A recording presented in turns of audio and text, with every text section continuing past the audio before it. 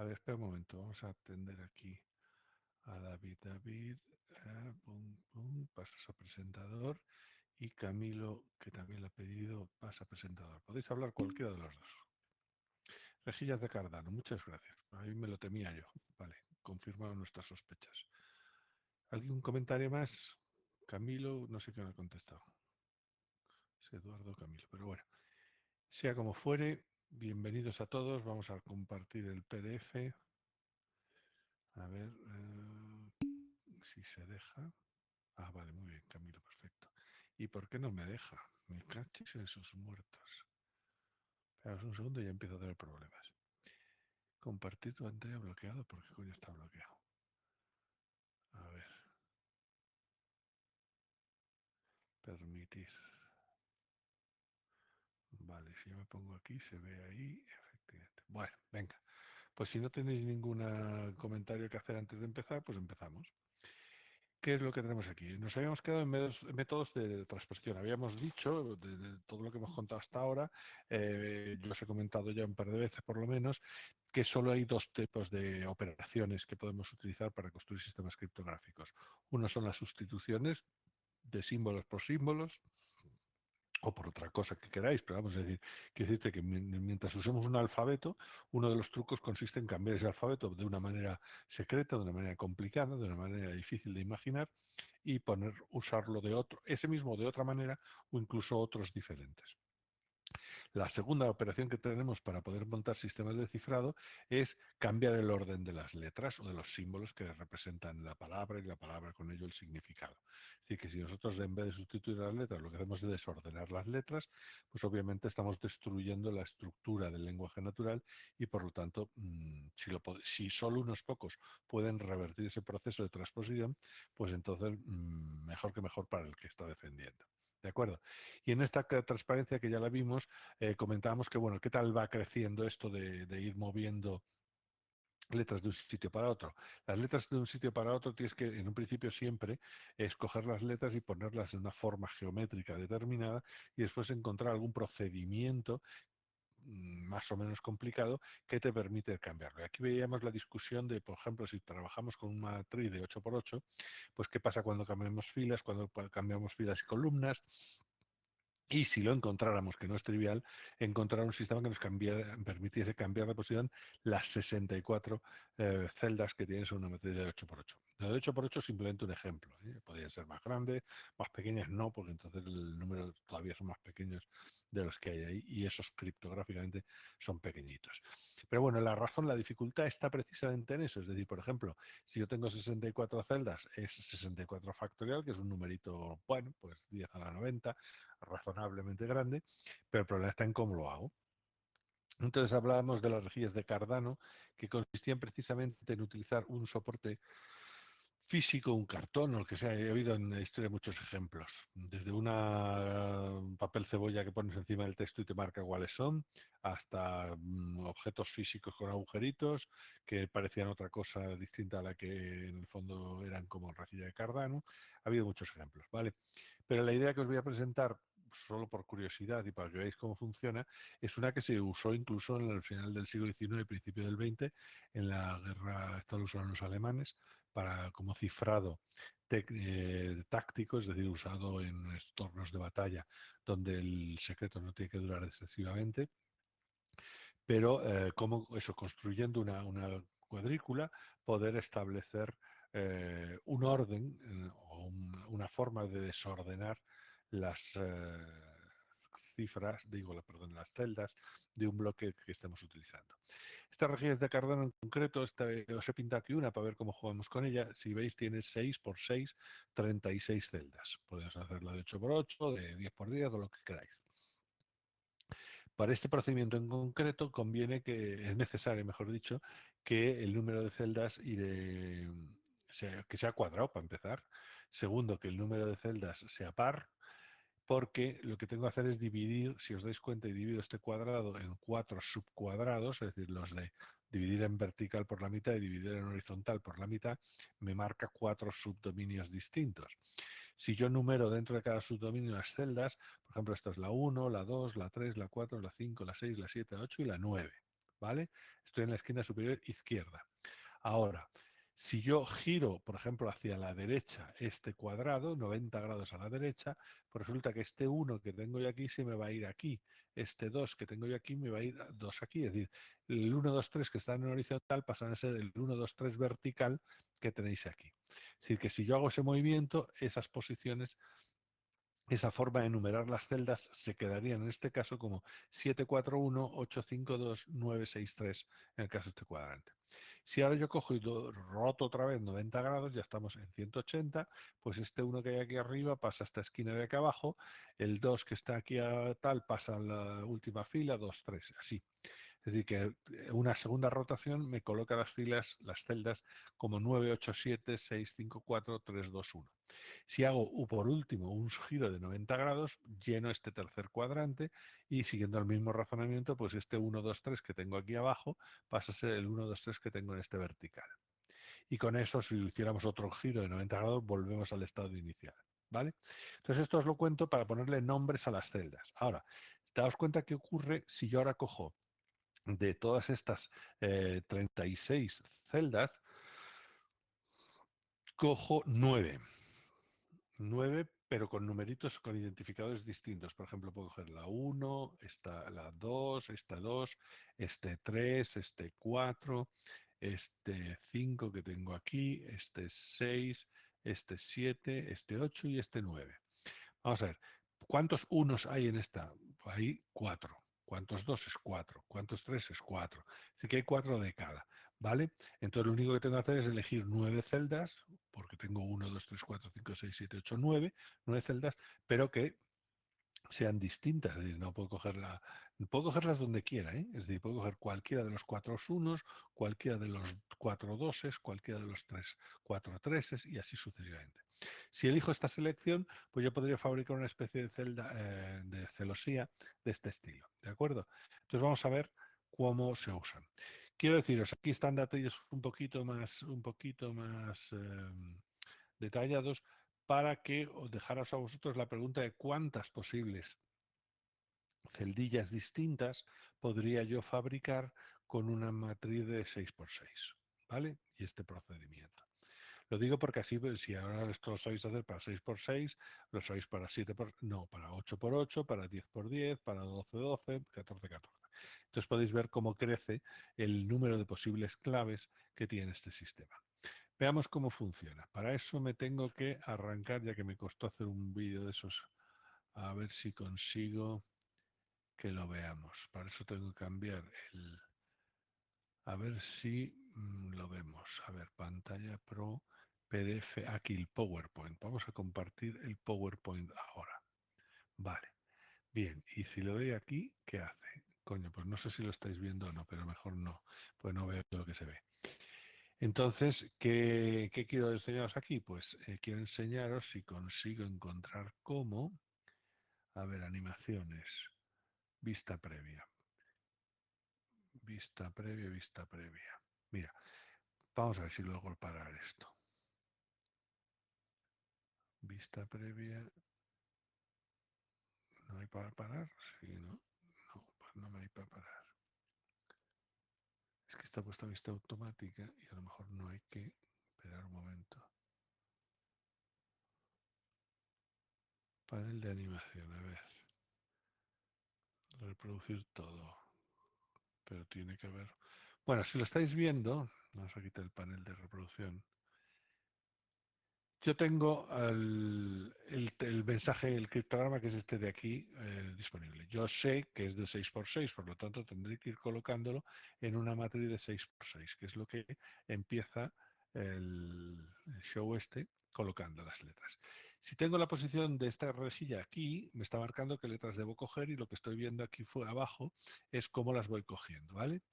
Ah, esto lo ha cogido y gira a la izquierda. Podría haberlo hecho a la derecha, pero gira a la izquierda y entonces os indica que otras 9 celdas de estas 36 tienes que leer. Después otro giro a la izquierda te indica las siguientes 9, ¿vale? Y por último, se hace el último giro de 90 grados y os marca en qué sentido tenéis que leer las letras de esa matriz, ¿vale? Y con eso veis que efectivamente al amanecer, bueno, ahora ya vamos a verlo así, al amanecer, bueno, no ha salido el resultado. Al amanecer no sé qué pasaba, porque claro, no sé, es porque qué fastidio esto de las... Yo creí que funcionaba mejor. La animación avanzada, no, precisamente lo que yo quiero es vista previa, vista automática. Bueno, pues no me lo hace caso. Bueno, la edición, esto es tan sencillo como el mecanismo de un chupete, por lo tanto, creo que entendéis todos cómo funciona. Lo de que sea hacia la derecha o a la izquierda es parte del algoritmo, porque claro, vas a recorrer en sentidos distintos un conjunto de letras. Las letras son las mismas, las que marca esa celosía, pero la forma en que las vas a leer son distintas. La secuencia en la que vas a leerlo es distinta. Por lo parte, además de la celosía, tienes que decir en qué sentido gira hacia la derecha o si gira a la izquierda. ¿De acuerdo? Al amanecer en la fuente negra ven solo, por lo que veo que pone aquí. Solo tú. Bueno, pues muy bien. Besos. Magnífico. Esto es una cita amorosa. Bien, vamos a cambiar a pasar otra vez a la de PDF, que es más quiere, la tengo ya más controlada. A ver, PowerPoint no, PDF. Permitir. Vale. Bueno, pues esa es la idea. Entonces, cuando vosotros os paréis a pensar cuántas claves distintas tengo para las matrices de 6 por 6, además de ser el número máximo de posibles claves que iba a tener en esta matriz, pues veis si aquello puede ser medianamente seguro o no. Claro, si el mensaje, por si alguno me lo preguntase, si el mensaje fuera más grande que este bloque, obviamente yo lo que haría es partir el mensaje original en bloques de 36 letras e ir haciendo este proceso. Si en cambio te das cuenta, si fuera el cifrado lo que tuvierais por delante, resulta que en el último bloque, si no está completo, si no tenéis las 36 letras, tendríais que meter letras para rellenarlo, porque esto solo puede funcionar si están completos los bloques de 36. Entonces tendríais que elegir o decir chorradas o extender la redacción para que se acerque lo más próximo a ese límite de 36 y llenarlo con falsos letras que no dicen nada cuando las descifras. Uno de los grandes inconvenientes es que obviamente te están diciendo cuál es el tamaño de la rejilla, porque la rejilla tiene que ser cuadrada y encima te dan la longitud del criptograma, que tiene que ser un múltiplo entero de la longitud de del número de celdas que tiene esa rejilla, pues blanco y en botella. Es decir, te están diciendo cuál es el tamaño del sistema de la rejilla que estás utilizando. Luego, el único secreto es saber en qué orden tienes que coger las letras. Si además sabes que este juego es para rellenar y recorrer todas las celdas del cuadrado, tienes que ir girando a la derecha a la izquierda, pues solo tienes como ambigüedad si va por la derecha o por la izquierda.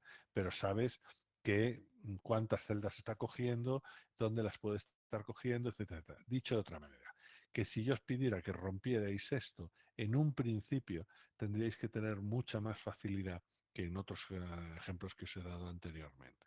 ¿De acuerdo? Es decir, es un sistema válido, porque os lo cuento aquí porque históricamente ha sido así, no es el mejor de los posibles, pero es el que usa un objeto físico para utilizar todos los espacios del mensaje. Clásicamente lo que se ha usado más, no en escenarios bélicos de campaña, pero sí en transmisiones de otro tipo, es lo que el modelo general. Escoja usted un texto en claro que no tenga, perdón, coja un texto de referencia, nada sospechoso, que no tenga nada que ver con el mensaje, y de alguna manera tú le vas indicando cuáles son las letras que sí son parte del mensaje y cuáles no. Es decir, un poquito de bastante de esteganografía y poco de transposición. Aquí lo que tenemos es un sistema de transposición. Todas las letras que se ven ahí son letras del mensaje en claro, ¿vale? Entonces hay que distinguir las dos enfoques de las rejillas de Cardano. Uno es un medio esteganográfico en el cual simplemente te marca las letras que sí son parte de tu texto en claro, o las palabras, también ha habido casos en los que se usan palabras directamente, aunque es menos flexible. Y este otro que os estoy contando, que este sí, este lo único que hace es un truquito para desordenar sistemáticamente pues los 36 celdas que tenéis ahí. Y se ha acabado, no hay más, señores, aunque os parezca mentira, no hay más.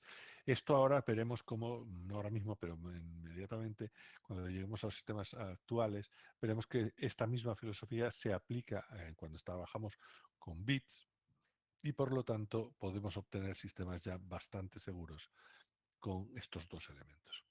Bien, entonces habíamos comentado que los sistemas de lápiz y papel que aguantaron en entornos militares hasta el siglo XIX pues ya empezaron a finales de segunda mitad del siglo XIX, ya se sabían romper y bueno, pues todavía se mantenía en secreto, pero todo el mundo estaba claro, sobre todo cuando tú puedes romperla el cifrado de otro, del contrario, es razonable pensar que a lo mejor el otro está rompiendo los tuyos. Entonces, los avances criptoanalíticos son una alegría para el criptoanalista que los hace, pero una preocupación para el que le paga, porque ese mismo fenómeno se puede estar produciendo con sus cifrados y por lo tanto el estar quedándose al descubierto frente al enemigo. Entonces todos se tenían muy claro que había que aumentar la complejidad de los sistemas para que aquello fuera seguro, pero ya el ser humano no da más en imaginación y sobre todo en habilidades manuales o de lápiz y papel como para que el sistema se pudieran inventar sistemas mucho más complicados. Entonces había que recurrir a máquinas de cifrado. Y aquí os voy a presentar a dos máquinas de cifrado. Hay bastantes más, algunas de ellas tienen más o menos algo que ver con estas y por lo tanto hablaríamos de una familia de máquinas de cifrado y otras que no son completamente distintas y que han tenido su gracia hasta prácticamente el siglo XX, XXI, perdón, todas en el siglo XX fundamentalmente. Una es la máquina, el cifrador, el conversor, como le llaman ellos, M209, y otro es la máquina Enigma, ¿vale? Empecemos por el conversor M209. Mira, el M209, también CSP 1500 en el caso de la Armada de los Estados Unidos, o C38 en el fabricante, este era una máquina portátil que tiene tenéis esta fotito aquí. Estas son las tripas de la máquina, la pinta externa es esta, tiene una cinta donde se iba imprimiendo el criptograma o el texto en claro, seguro estáis descifrando. La inventó un señor de un tal Boris Hagelin, que inventó el sistema que ahora os voy a contar de engranajes y lo convirtió en distintas máquinas, porque ha habido máquinas por un tubo. Todas ellas basadas en el mismo procedimiento, lo cual el algoritmo en el fondo es el mismo. Lo usó en los Estados Unidos de Norteamérica en su ejército en la Segunda Guerra Mundial e incluso hasta en la Guerra de Corea, que es de los años 50. Es decir, que incluso después de Pearl Harbor hubo otras guerras, proxies que se llaman, y entonces la guerra de Corea contra los chinos, pues también lo utilizaron. ¿De acuerdo? Esta foto es de un soldado que está plagadito de cosas y esta bolsita que lleva aquí en la parte izquierda es precisamente la bolsa en la cual se guarda el M209. Así que este debía ser el soldado de comunicaciones. ¿Qué es lo que hace esta máquina? Esta máquina es en el fondo un intento de implementar el cifrado de Bernam. ¿Cuál era el cifrado de Bernam? Aquel en el cual cogías tu mensaje en claro y lo mezclabas con una clave aleatoria y uniformemente distribuida tan larga como el mensaje que quieres cifrar, ¿vale? Luego, entonces, si nosotros queremos emular eso, lo que tenemos que hacer es encontrar una forma de generar secuencias pseudo aleatorias, puesto que las estamos generando nosotros, no pueden ser aleatorias de verdad, pseudo aleatorias tan largas como el mensaje que queremos cifrar. ¿Vale? Entonces eso es exactamente lo que hace el M209. Todos los engranajes que vamos a ver ahora están ahí para generar una secuencia cifrante, este K sub i que veis aquí, para que en este caso particular le restemos el ordinal de la letra que queremos cifrar y lo que salga de aquí es el criptograma que acabamos de generar. ¿Vale? Esta máquina en concreto trabaja en módulo 27 porque utiliza las 6 letras del alfabeto, 26 letras, perdón, del alfabeto inglés más el espacio en blanco. ¿Vale? Si vosotros podéis escribir con espacios en blanco y el criptograma os lo acepta. Después, cuando se descifra, no sabe, tiene que hacer por una cuestión de cómo está construida, pues en el fondo lo que hace es devolveros una Z en lugar del espacio en blanco. Pero claro, cuando uno lo lee, rápidamente ve que esas Z que tiene por ahí no son parte de la palabra, sino espacios en blanco. ¿Vale? Entonces, como la máquina solo va a generar una secuencia aleatoria, el señor Hagelin decidió, bueno, pues había dos posibilidades.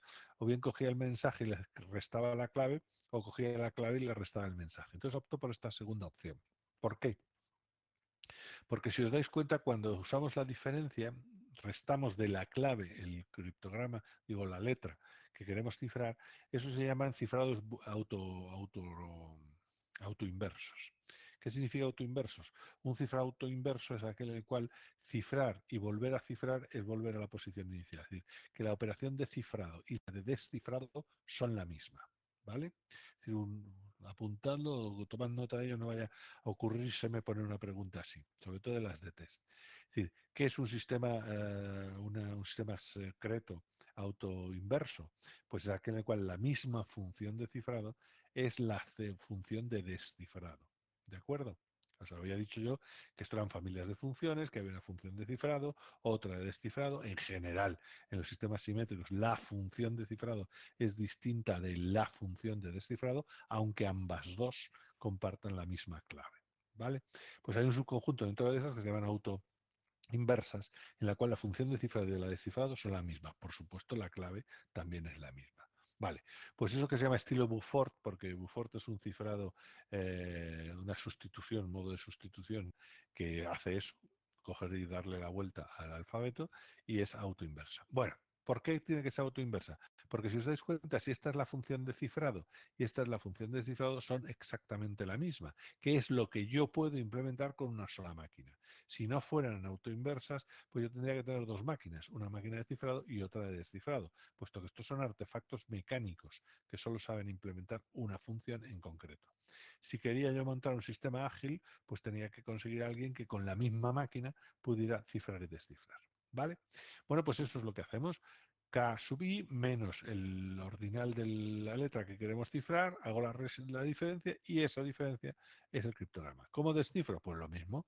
K sub i menos C sub i es M sub i. ¿Cómo se comprueba? Pues trivial.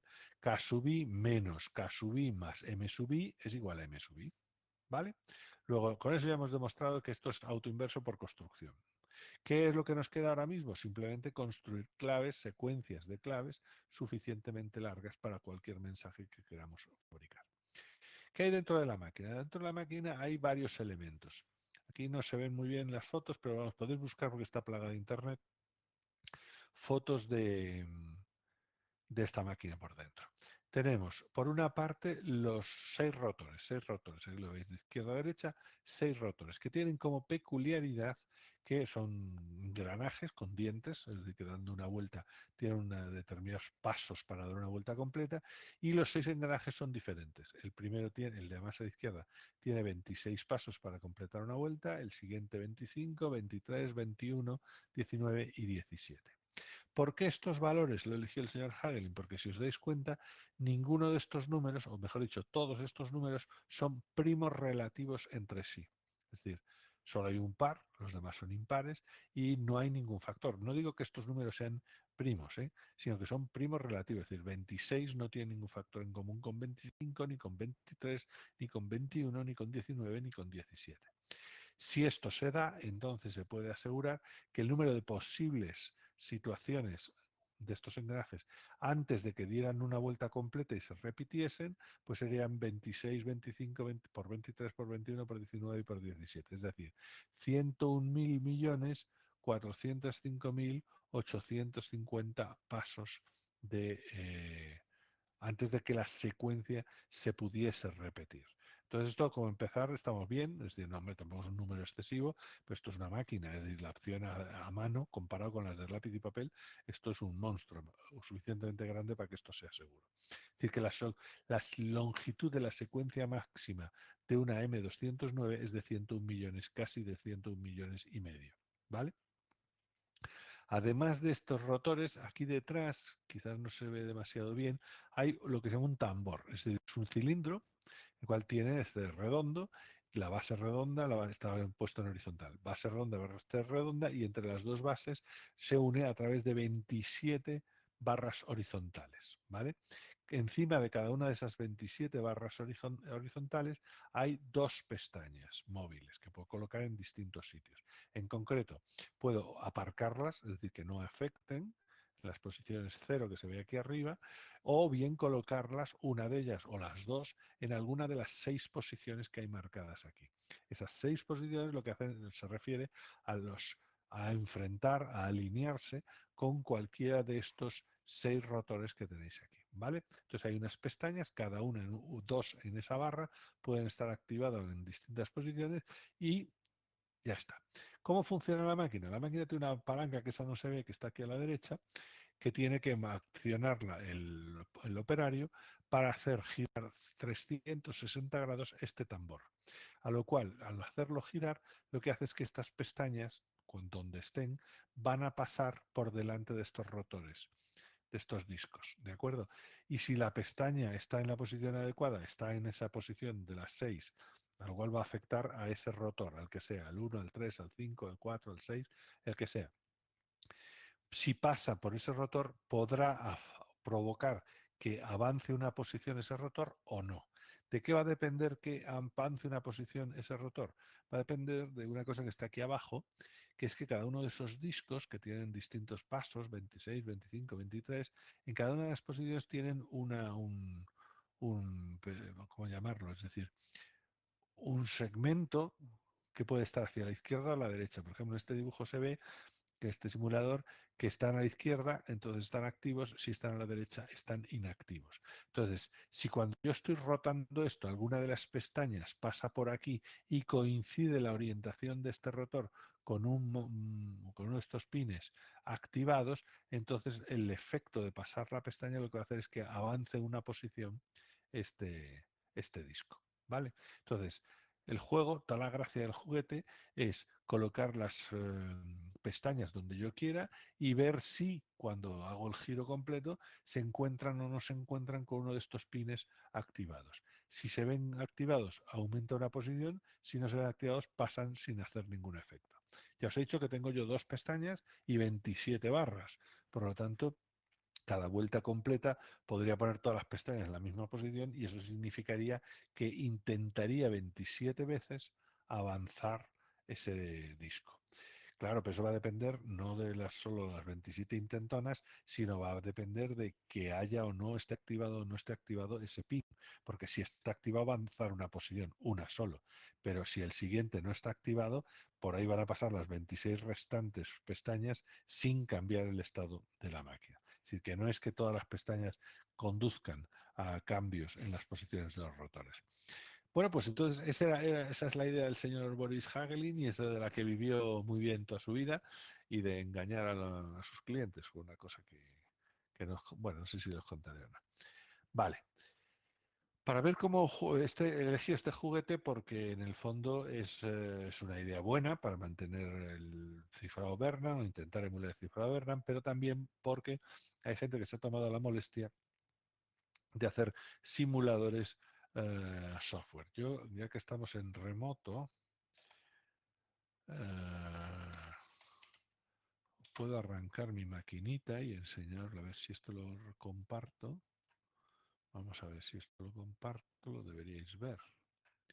A ver si ha salido la M209. Sí. Vale, pues ya está. Permitir. Bien. Pues os presento mi M209. Si yo escribo algo,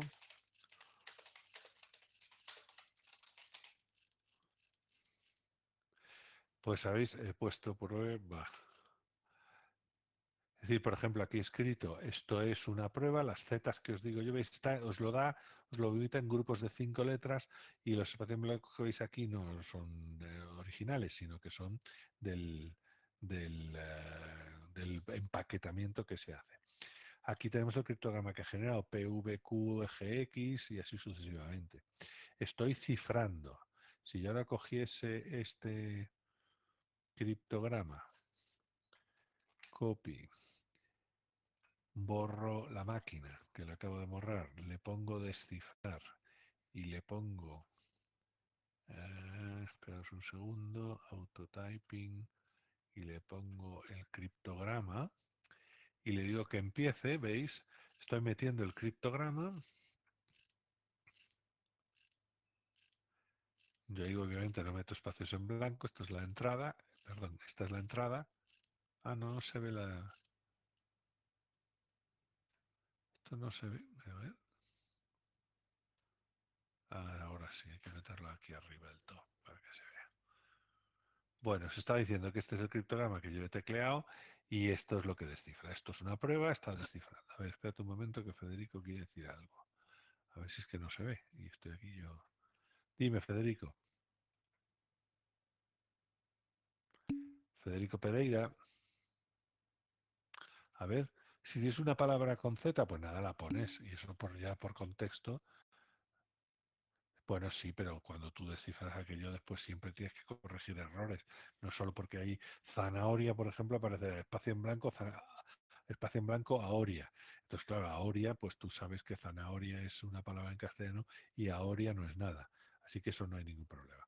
Eso es ¿cuál es la razón mecánica de eso? Pues hombre, que al final tú tienes que tener una rueda aquí dentro, que no lo vais a ver en este simulador, una rueda que es la impresora, por así decirlo. Esto salía en una cinta de papel, que aquí está simulado, que os lo pone para que lo veáis en el simulador, pero una cinta de papel que era la que había que leer para descifrar el mensaje. ¿Vale? Vamos a ver, ¿qué es lo que tengo yo aquí dentro? Espérate, que estoy... Ay, no, no, eso no es lo que yo quiero. Estoy en este cuadro. Con esto lo he cerrado. A ver, si le doy aquí, veo las tripas de la maquinita. Mirad, por ejemplo, yo aquí tengo estos, el 1, 2, 3, 4, 5 y 6.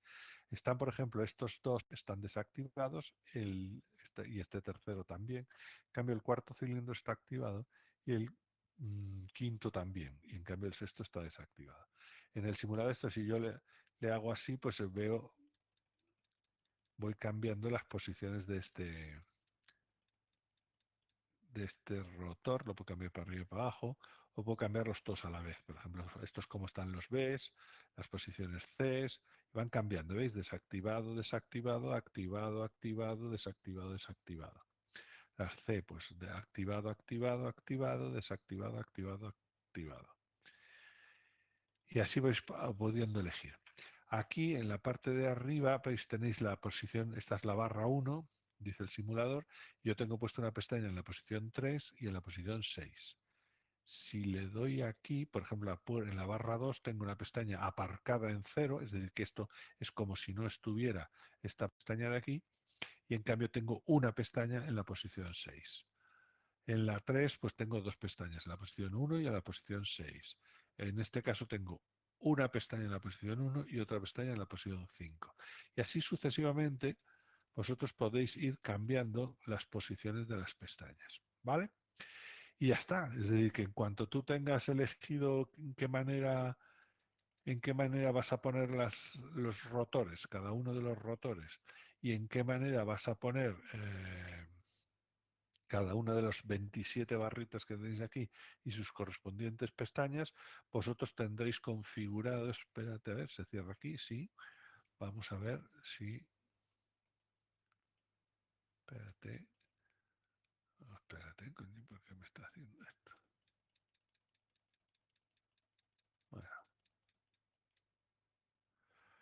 porque esto está mal, a ver, esto para arriba, es decir, si lo borro, se me pondrá a cero, eso es.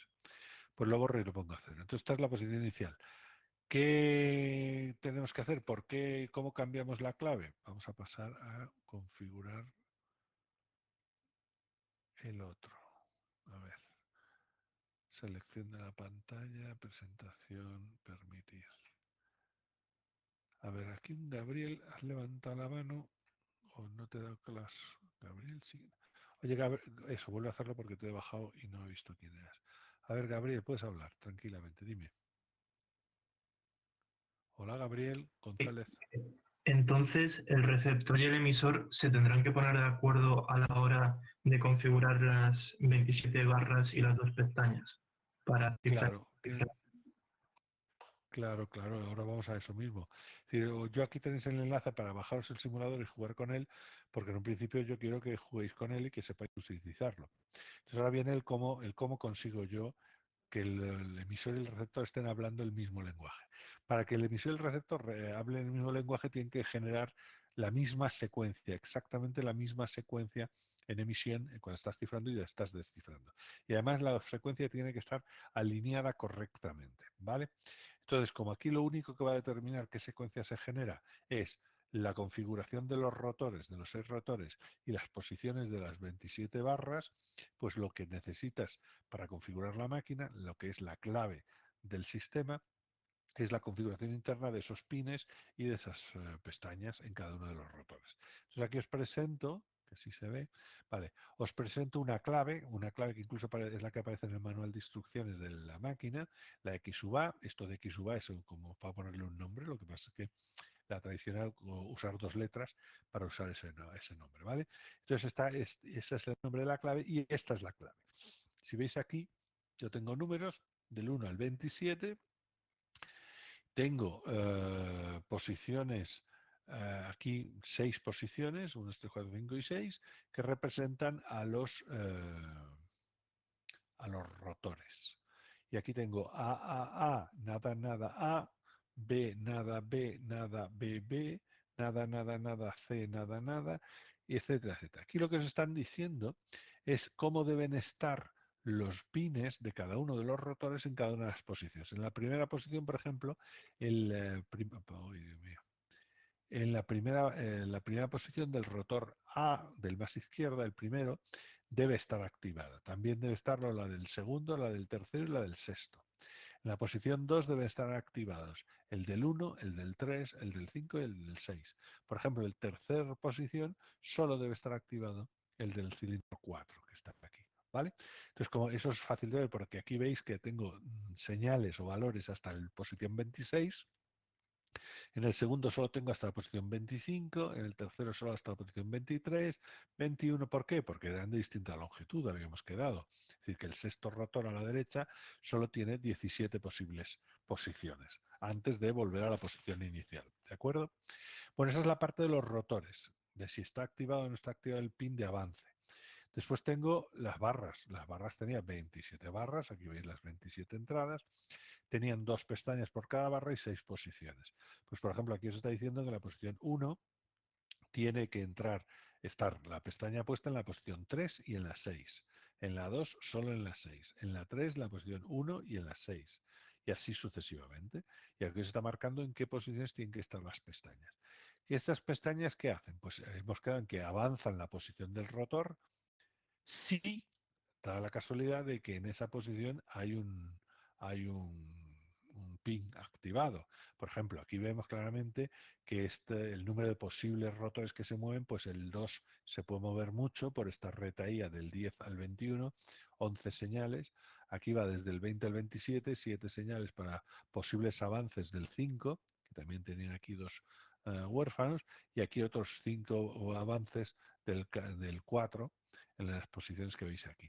Claro, es lo que os he dicho antes, si resulta que cuando llega rotando pasa esta señal y da con un pin activado, avanza una posición. Ahora, si el siguiente pin está también activado, entonces avanzará 2. Si el siguiente pin no está activado, esta pasará y el rotor se quedará como estaba. Esta, y la siguiente, la pista pasará y se quedará como estaba. Es decir, que en cuanto se rompe la secuencia, en cuanto llega a un pin no activado, el rotor se para, dando la vuelta a las 27 líneas. Por lo tanto, ¿cuántas de estas avances se suman a la secuencia? Depende de cómo estén configurados los pines de estos rotores, ¿vale? Porque no lo he dicho a lo mejor con suficiente claridad o no lo he dicho. Es que claro, al final ese K sub I del cual vamos a restarle la letra que estamos cifrando, ese K sub I no es más que la suma del número de avances que han tenido los distintos rotores cuando tú le das la vuelta al tambor y pasan las 27 pestañas o las 27 posibles pestañas, bueno, 27 por 2, posibles pestañas que tiene el tambor. ¿De acuerdo? Es decir, que si no hay ninguna, pues saldrá un 0 en esa condición. Si salen 7, pues será 7 menos algo. Si salen 14, pues será 14 menos algo. ¿De acuerdo? Bien, una pregunta típica es ¿cuántas posibilidades tengo yo de configurar esta máquina? Es decir, ¿cuántos grados de libertad tengo y cuántas posibilidades hay? Si lo calculáis, salen que muchas. ¿Vale? Porque desde luego aquí, por ejemplo, tengo distintos dígitos, por así decirlo, aquí puedo tener hasta 26 valores binarios distintos. Aquí puedo tener hasta 25 posibles valores binarios. Es decir, pueden estar activados o no activados caprichosamente como me dé la gana. Por lo tanto, aquí tengo 2 a la 26 posibilidades, aquí 2 a la 25, aquí 2 a la 23 y así sucesivamente. Es decir, que aquí sumadas, ¿vale? Así que lo más alto que voy a ir es 2 a la 26, ¿vale? Aunque pueda sumar y para hacer el número exacto tenga que tener en cuenta todo esto. Segunda fuente de posible origen es tener pestaña, no tener pestaña, tener una pestaña o no, o tener dos pestañas. Es decir, yo puedo decir, en cada barra puedo tener ninguna pestaña, es una posibilidad. ¿Vale? Tener una pestaña, ¿dónde? En alguna de estas 6 posiciones. Tener pestaña, dos pestañas, ¿cuáles? Pues 6 posiciones tomadas de dos en dos. ¿Vale? Y eso para cada una de las 27 barras que tengo aquí. Por lo tanto, eso también mete otro número de posibilidades que es fácil de calcular. De hecho, os invito a que lo hagáis. El resultado real, que incluso en el propio manual te hace sospechar que no te dejan usar cualquier posibilidad para construir, para poner esos pines. ¿Por qué? Porque resulta que esta máquina, tal y como está construida, pues hay configuraciones de clave que son mejores que otras, mucho mejores que otras. Por lo tanto, hay que esquivar esas, esas claves débiles, débiles no en el sentido de que sean equivalentes a otras, sino débiles en el sentido de que son fáciles de descubrir. Para evitar esas vulnerabilidades, pues en el manual de construcción de las claves, de elección de las claves, te dice que no es uniformemente distribuida, sino que, no me acuerdo ahora mismo, pero pues que estés en la zona próxima a la mitad, es decir, ni muchos activados ni muchos desactivados, que la distribución en los rotores sea más pesante, más pesada la del 26 y en cambio menos la del 17, no me acuerdo ahora mismo, pero está en el manual original que no está en el web de la asignatura, pero que podríais encontrar perfectamente por ahí. Si me lo pedís, os lo busco yo. Dicho de otra manera, supongamos que vosotros sabéis construir claves, pero claro, cuando yo he hecho esto, y eso es lo que quiero que uséis el simulador para que veáis si sabéis hacerlo funcionar, y conseguís hacerlo funcionar y tengáis impresión de cuánto esfuerzo os cuesta hacerlo funcionar, llega un momento en que no sabéis si lo habéis hecho bien o lo habéis hecho mal. Entonces ahí entra en acción este conjunto que veis aquí en azul, que consiste en lo siguiente. Para confirmar si la máquina está correctamente configurada según la clave X sub A, que es esta que tenéis aquí arriba, lo que tenéis que hacer es coger y cifrar 26 veces la letra A. Es decir, cogéis este texto en claro y lo cifráis con vuestra máquina, ¿vale? Pues si no os salen exactamente estas letras que tenéis aquí, la T, la N, la E, J, la U, la W, A, U, Q, T, K y así sucesivamente, tienen que ser todas las 26. No es que sean las primeras y ya me fío. No, no, tienen que salir las 26. Solo si estáis seguros de que estas 26 letras son las que tienen que estar, en ese momento podéis confirmar o estar seguros de que son estos valores que tenéis aquí los que tenéis en vuestra máquina implementada y no otros. ¿De acuerdo? Entonces lo que hacían esta gente es cada periodo, momento de cambiar la clave, cada día, por ejemplo, quiero recordar, en la guerra de Corea, cogían, y el tío del oficial de comunicaciones cogía su máquina, cogía su copia, que estaba en un libro de claves secreta y que no se desprendía de él por ninguna causa, cogía, veía la paginita, configuraba su maquinita según él creía y hacía los 26 cifrados de la letra A. Si aquello funcionaba, pues ya tenía la máquina lista para que alguien le pidiera cifrar o descifrar algo. En un principio él no sabía qué iba a hacer ese día, ¿vale? Pero ya tenía la máquina preparada. Entonces hay que usarla. Y entonces, ¿qué ocurre? Cuando yo tengo la clave esta instalada, en el fondo lo que he hecho es configurar la máquina de manera que esos 101.480.000 y tantas mil posiciones, esa secuencia de 101 millones, sea una determinada, va a ser una serie de letras, ¿vale? Pero es eso, es una única secuencia que es cíclica y que tiene una longitud de 101 millones de valores. ¿De acuerdo? Vale. En el caso de que yo tenga eso, digo, bueno, ¿y ahora cómo lo uso? Pues entonces la gracia de ese tipo de cifrados, del cifrado Bernam, es que el secreto está en dónde empiezo a generar y por lo tanto utilizar la secuencia. Entonces yo le tengo que decir al destinatario de alguna manera que empiece en tal posición a generar la secuencia y pum, pum, pum, pum, pum, descifre lo que yo le voy a mandar. Así que de alguna manera yo tengo que elegir la clave de transporte y transmitirle esa clave de transporte al destinatario. ¿Y eso cómo se hace? Y esto os lo explico en caso concreto de la M209, pero se parecen mucho en todos los escenarios similares a este. Por ejemplo, concreto, para que podáis jugar con ella. Se elige una de las letras del alfabeto. Por ejemplo, en este caso está elegida la X. Entonces, en un bloque de cabecera se va apuntando los datos para que el otro pueda descifrar. Dice XX, muy bien. Ahora elijo al azar una posición de los 6 rotores. En este ejemplo, el primer rotor está en la posición K, el segundo en la G, en la S, la B, la G, la I y la G. ¿De acuerdo? Y por último se apunta, para informar al fulano, porque puede ser que te llegue con días de retraso, pues cuál es la clave secreta en la que tiene que estar configurada la máquina en cuestión. Entonces le pones XA, que son las letras de esa clave. Os dais cuenta que esa identificación XA no te hace nada, absolutamente nada, y cuál es la clave en concreto. ¿Vale? Pues tú colocas tu máquina, la pones en modo cifrar y le pones eso, KSBGIG, y cifras al menos 12 veces la letra X, la que has elegido tú. Si hacéis eso, con la máquina os saldrá KTXXZRDATFUX. ¿Vale? Todas esas son las versiones cifradas de la letra X, de 12 letras X una detrás de otra. Entonces ahora os vais a ver cuáles de esas letras son compatibles con los rotores de vuestra máquina. Por ejemplo, os vais a la parte izquierda, miráis a ver si hay una posición K en ese rotor. Si la hay, pues entonces consolidáis la K. Vais al segundo rotor y miráis si hay una posición T. La hay, pues consolidáis la T. Tercer rotor, vais a buscar la X y está la X, consolidáis la X. Cuarto rotor, os vais a buscar la X y no está. ¿Por qué? Porque el rotor es más pequeño y por lo tanto no tiene la letra X. Luego ahí no me vale. Vas a buscar la letra Z y por la misma razón es demasiado corto y el cuarto no tiene Z. Por lo tanto, desestimáis. Tiene una R, el cuarto, y dices, ah, sí, sí, la R sí la tiene. Pues entonces consolida la R. Al quinto, mira a ver si tiene la letra D, que la tiene. Y al sexto le busco la letra A, que obviamente la tiene. Por lo tanto, la clave de cifrado del mensaje, si estoy cifrando, o la clave de descifrado del mensaje, empieza con los rotores en las posiciones KTXRDA, ¿vale? Entonces, ya está. Ya en ese momento, por ejemplo, el que está descifrando sabe dónde tiene que poner la máquina y empezar a meter el criptograma.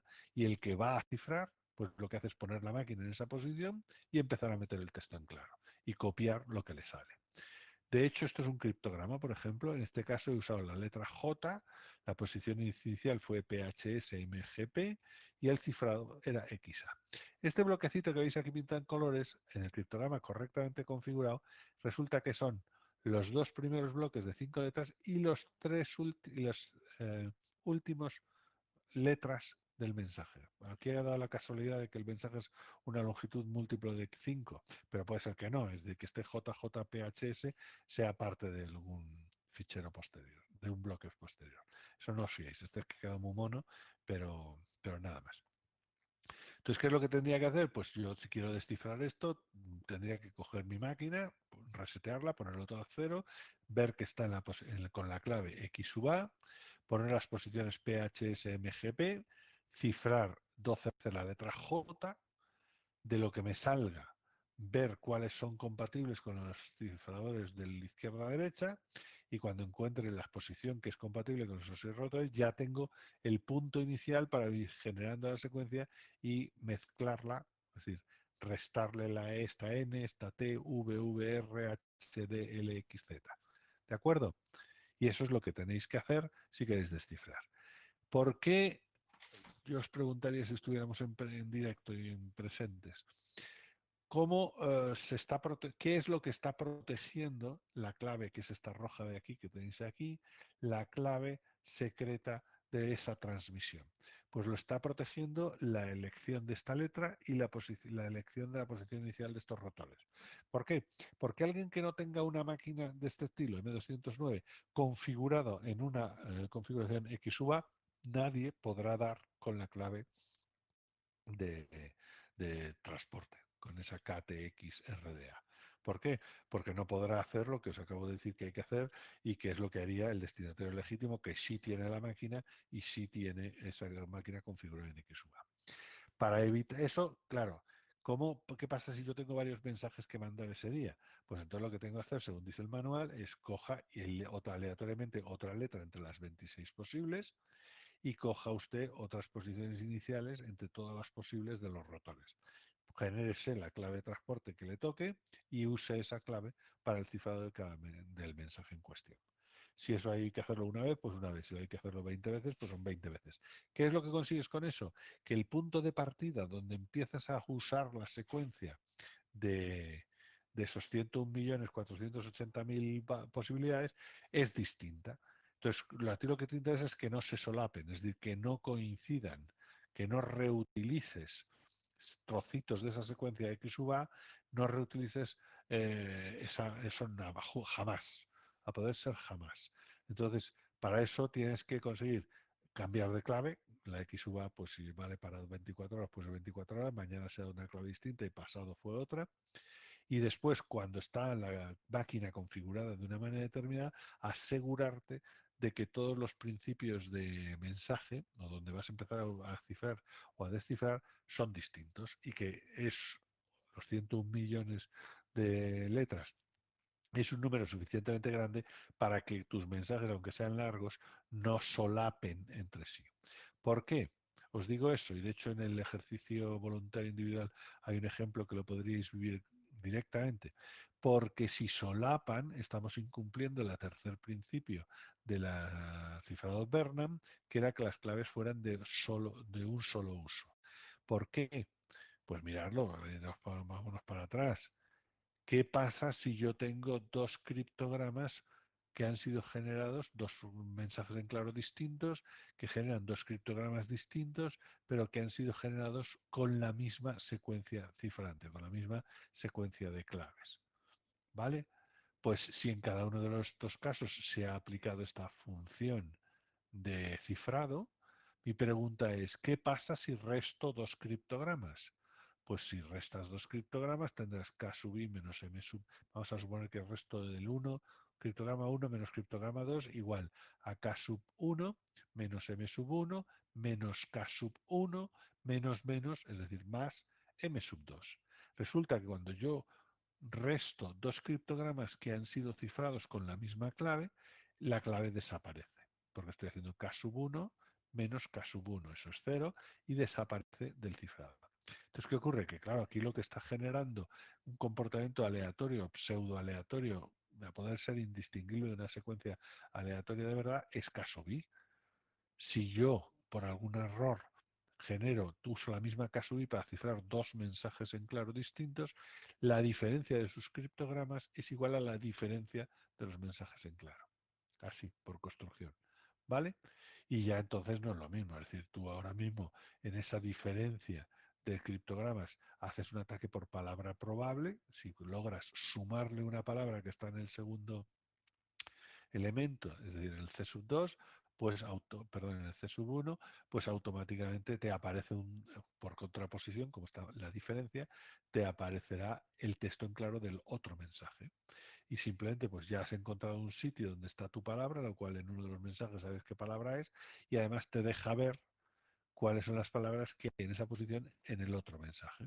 Y así haciendo cortapegas y interpretando qué palabra puede ser esa que tú estás viendo, a lo mejor un trocito, pues logras reconstruir bastante, puedes llegar a reconstruir completamente el mensaje. Y ese es el ejercicio que viene ahí. ¿Vale? Para que lo veáis. Luego, el objetivo de todos los cifrados Burnham y de cualquier cosa que intente implementar, aunque sea de manera pseudo aleatoria, un cifrado Burnham es que las claves no se usen nunca dos veces, ¿vale? Entonces, en la máquina M209, si te vas al manual te lo dice, te dice, oye, no uses, es decir, estos numeritos de aquí tienen que ser absolutamente aleatorios. Para el primero tienes 26 posibilidades, pero para los otros tienes, por lo menos no son 26 a la cuarta o a la sexta, porque hemos visto que tienen longitudes distintas, pero tienes 101.000, de hecho tienes 101 millones 480 y tantas mil posibilidades distintas para empezar. ¿Vale? Bueno, ¿por qué se ponen en la forma ortodoxa, se ponen en la misma cabecera, se empieza y se termina igual? Pues esto se ponía para que el que recibe el mensaje sepa que lo tiene completo, ¿vale? Porque imaginaos que de repente se pone a escuchar tarde y empieza a escuchar, pero desde aquí. E incluso escucha todo y sabe que ha llegado al final del mensaje, pero no sabe, no ha visto el principio del mensaje. A lo cual esto no lo va a poder descifrar. ¿Por qué? Porque no sabe. Sabe la secuencia, ¿vale? Sabe cómo empezar, en qué posición empezar, pero no sabe lo lejos que se ha quedado de esa posición. Esto se puede corregir. Pues bueno, vamos a ver, cuántos, si yo me voy para atrás una posición y miro a ver si sale bien, no sale bien. Dos posiciones y a ver si sale bien, no sale bien. Tres posiciones y a ver qué sale. Cuatro, cinco, seis, siete. Si te vas yendo hacia atrás, llegará un momento en que vuelvas aquí y entonces diga, coño, a partir de ahora, con esta configuración, empezando en esa exposición, empieza a salirme el mensaje. El mensaje que en ese caso no sabes qué poner en estas posiciones, lo cual lo pondrás en blanco, pero que empezará a tener sentido a través de esta posición. Así que vosotros podréis, yendo hacia atrás, reconocer cuántos caracteres habéis perdido o no habéis oído. ¿De acuerdo? Pero la información de esos caracteres no la recuperáis nunca, porque no sabéis cuáles eran en concreto. Pero sí podríais coger y entender el final del mensaje. Y lo del poner el final del mensaje es lo mismo, porque si tú coges ahora dos tochos, interceptas cualquier conversación así y te quedas aquí, pues no puedes hacer nada, porque no te han dado información, no has visto información que te permita imaginar dónde hay que colocar la posición inicial o en qué segmento de la secuencia cifrante me estoy moviendo para que esto tenga sentido. Y la única posibilidad sería pues, una búsqueda por fuerza bruta, pero eso ya te digo, tienes que empezar en alguna de las 101.000 millones, no, que 101.000, 101 millones de posibilidades, que para entonces se consideraba suficientemente seguro. Sobre todo que está cifrado, se usó siempre con cifrado táctico, es decir, no para guardar secretos durante 50 años, sino durante una batalla en la guerra de Corea o una semana de, de batallas en la guerra de Corea. Pues este es otro ejemplo, creo recordar, pero este no sé. Bueno, pues lo descifráis si podéis. Aquí está el JJPHSXUA, pero en cambio no empieza. Ah, este fíjate, esto es lo que os he dicho yo. En cambio este mensaje no empieza, no tiene cabecera de entrada. Aparentemente este es un... Supongo que esto va así. Vale.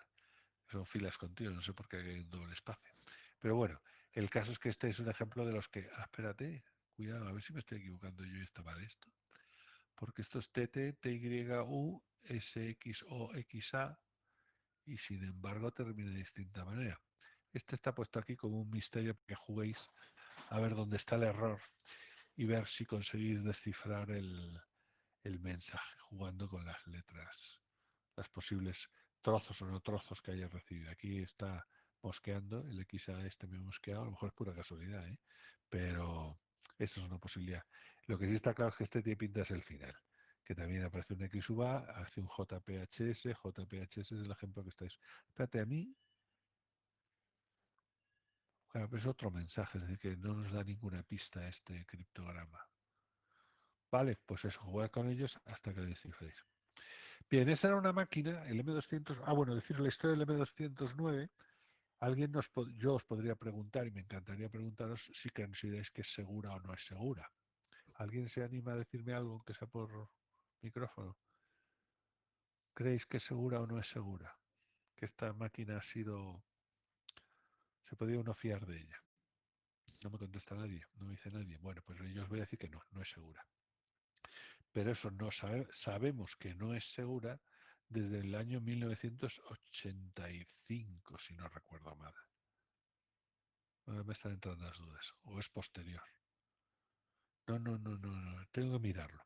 El caso es que en ese año, que ya te digo, no antes del 1985, pero es que creo ahora mismo que era posterior, la Administración América desclasificó un documento que era muy interesante porque eran los métodos de ataque a las máquinas de Boris Hagelin, como la que os he enseñado, la 209, ¿vale? Y posteriores, porque había la 52, la BC52, que es un poco más complicada, tiene más rotores, tiene rotores con muchos más pasos intermedios, pero en el fondo la filosofía seguía siendo la misma, ¿de acuerdo? Por lo tanto, si rompías una, rompías todas. Y entonces publicaron un método que los americanos, y ya os digo, yo creo que es más cercano aquí, es decir, más del año siglo XXI. No, ahora he dicho el 85, pero yo creo que eso es para la máquina Enigma, no para la 209. Vale, pues sigamos la 209, que a lo mejor me está despistando a mí esto. Eh, Deciros que ellos publicaron un manual en el cual te decían cómo descubrir, en el fondo, cómo descubrir esta configuración. ¿De acuerdo? Y eso era aplicable a todas las máquinas de Hagelin. Pero las máquinas de Hagelin se han estado utilizando en embajadas, por ejemplo, en el mundo diplomático, hasta finales de los 90. De hecho, hombre, ya había electrónica, ya había métodos no electromecánicos, sino electrónicos puros y duros para generar secuencias. De hecho, todo el mundo usaba esos, pero tenía como backup máquinas mecánicas por si acaso hacían falta y tenían sus modelos de comunicaciones establecidos para máquinas mecánicas. Bueno, pues a mí me han confesado que en los sistemas hasta el año 92 o algo así, la máquina BC52, que es igual a esta 209 pero un poquito más grande, se utilizaba, era el plan B de comunicaciones del sistema diplomático español, y no solo del español, de los un montón de sistemas diplomáticos usan estas máquinas. ¿Y por qué lo sé? Porque este señor Hagelin montó una compañía que se llama Crypto AG, que existe, que yo sepa, aunque ahora ya solo, que probablemente sea solamente la marca, sí, la marca, el nombre. Montó una compañía que se llama Crypto AG en Suiza. Y lo que sí es de hace menos de un año, no de hace un año, es que ya se ha desclasificado las conversaciones que tuvieron el FBI, la CIA, no, perdón, sí era la CIA, sí era la CIA, la NSA, vamos. ¿Qué conversaciones tenía la CIA y la agencia de inteligencia alemana con los señores Hagelin y sus herederos para llegar a un acuerdo? Y es que ellos seguían, para que les vendieran a quien quisiera comprarlas, sus máquinas Hagelin, les financiaban para vender sus máquinas, y además incluso cuando empezaron con la parte electrónica, para vender máquinas trucadas en nombre de CryptoAG. Por supuesto les pagaban por ello un pastoncillo. Entonces, desde la parte electrónica, los propios dueños de CryptoAG sabían que estaban haciendo trampa, que le estaban vendiendo máquinas trucadas pues a todo el mundo, al mundo árabe, a Turquía, a Israel no, porque estaban moscas. Eh, pero a Marruecos, a España, a todo el mundo, a todo el mundo. No grandes potencias, no los rusos, no los americanos, no los chinos, pero se las vendía a todos los demás. ¿Por qué santísima razón les interesaba a la CIA y a los alemanes vender esas máquinas? Primero, porque los americanos sabían romperlas incluso antes de que fueran electrónicas. Es decir, la parte mecánica la sabían romper. Y después las electrónicas para decidir si esto te lo compra Yugoslavia, que era del bloque soviético en aquel momento, por supuesto le das una máquina electrónica de mierda que tenga algún truco por el cual yo pueda interceptarlo. Y los alemanes encantados en poder interceptar lo que digan los polacos, los húngaros, los rumanos, etcétera, etcétera, en aquellas fechas, porque eran sus enemigos. Y os recuerdo que los alemanes están pegaditos al muro de Berlín. Por lo tanto, tenían a los comunistas que tanto temían a tiro de muro. ¿Vale? Entonces, eso era una cosa que ya se había sospechado, pero a mí me pareció muy emocionante porque ya os digo, hace poco tiempo, el 2018 probablemente, o en el 2019, se publicó, se desclasificó las reuniones, es decir, las actas de las reuniones, de las negociaciones para conseguir ese acuerdo entre CryptoAG, los herederos del Boris Hagelin, y la CIA y los alemanes. ¿Vale? Esto está aquí para que, además de batallita académica, para deciros que bueno, que tengamos mucho cuidado, porque claro, uno tiene que tener confianza en quién le está vendiendo sus máquinas o sus algoritmos o quién le está codificando sus cosas. Hoy en día seguimos teniendo el problema, es decir, el AES, bueno, todo el mundo aceptamos que funciona bien, pues porque lo ha visto todo el mundo, porque las tripas la conoce todo el mundo, etcétera, etcétera, pero si a ti te dan un cifrador que no entiendes, pues te puede estar dando gato por liebre, sin lugar a duda. Y eso es un problema. Vale. Vamos a la siguiente máquina, que esta sí os sonará porque está plagadita de películas. Es la máquina Enigma. La máquina Enigma fue una máquina que ya os comenté que el señor Skerbius, Arthur Skerbius, que es el que tenéis ahí arriba a la izquierda, pues la imaginó, la patentó y la intentó vender desde el año 1918-19. Su idea era que fuera un attachment o un periférico de los sistemas de teletipos para poder proteger, cifrar las comunicaciones comerciales que se hacían en la red de telegrafía mundial. Y su objetivo, de hecho, si lo lograse encontrar, yo lo vi, pero no sé, en el marasmo de documentos que tengo yo, estaba el panfleto, el manual de usuario de la primera máquina Enigma de 1919. Con ese intentaba vender máquinas para proteger las comunicaciones comerciales. Es decir, que uno pudiera tener esa maquinita en su casa, cifrar el mensaje que va a mandarlo, llevarlo al telegrafista de turno y que el telegrafista o teletipista de turno y lo mandaría al destino descifrarlo. No vendió ni una escoba, de hecho.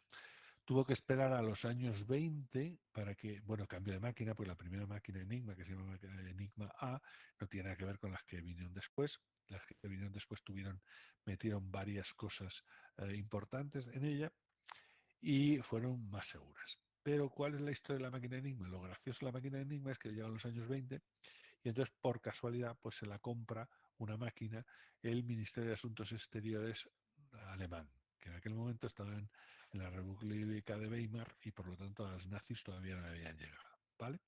Entonces se pusieron a usarlo los de la diplomacia alemana y empezaron los polacos a ver transmisiones por radio con una cifra que ellos no podían entender.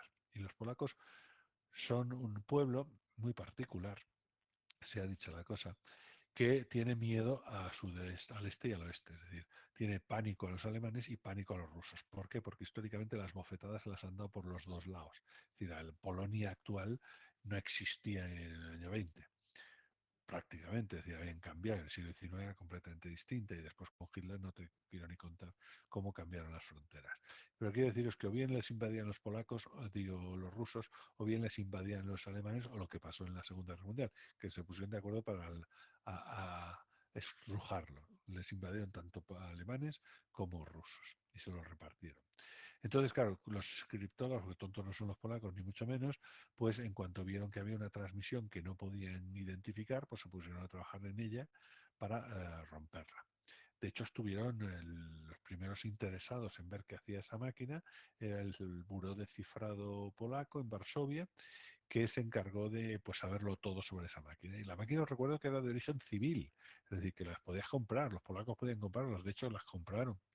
Hay en el Moodle de la asignatura una referencia a una película que está bastante bien de una de las piezas de cómo se rompió la máquina Enigma. ¿De acuerdo? No la de Turing, que no la conocéis todo, sino otra pieza de un intermedio que simplemente les robó información de cómo era la configuración interna de las máquinas que estaban usando los alemanes. Bueno, el caso es que se pusieron a trabajar y lo consiguieron. De hecho, los polacos sabían romper la máquina Enigma mucho antes, bueno, mucho antes no, algo de antes de que comenzara la Segunda Guerra Mundial.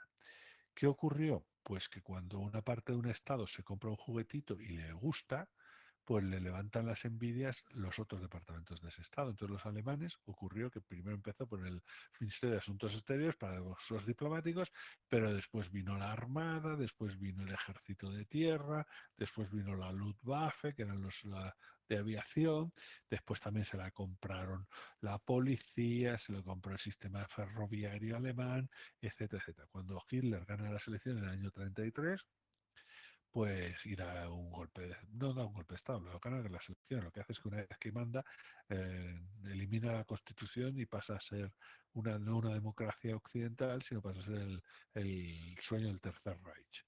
¿Vale? Entonces, claro, pues en ese momento los alemanes cogen el control del Estado alemán, digo, los nazis cogen el control del Estado alemán y se encuentra que prácticamente todos los departamentos utilizan la misma máquina Enigma o de la misma familia, es decir, en el fondo son iguales todas, aunque hay pequeñas diferencias, la misma máquina Enigma para cifrar sus comunicaciones. Deciden finalmente, empieza la guerra en el 39, sí, el 39, y invaden Polonia, los polacos salen por patas de Varsovia, hacen muy bien una cosa, destruyen todos los papeles, queman todas las muestras que pudieran servir de indicio de que ellos habían estado trabajando en la ruptura de la máquina Enigma y salen por patas.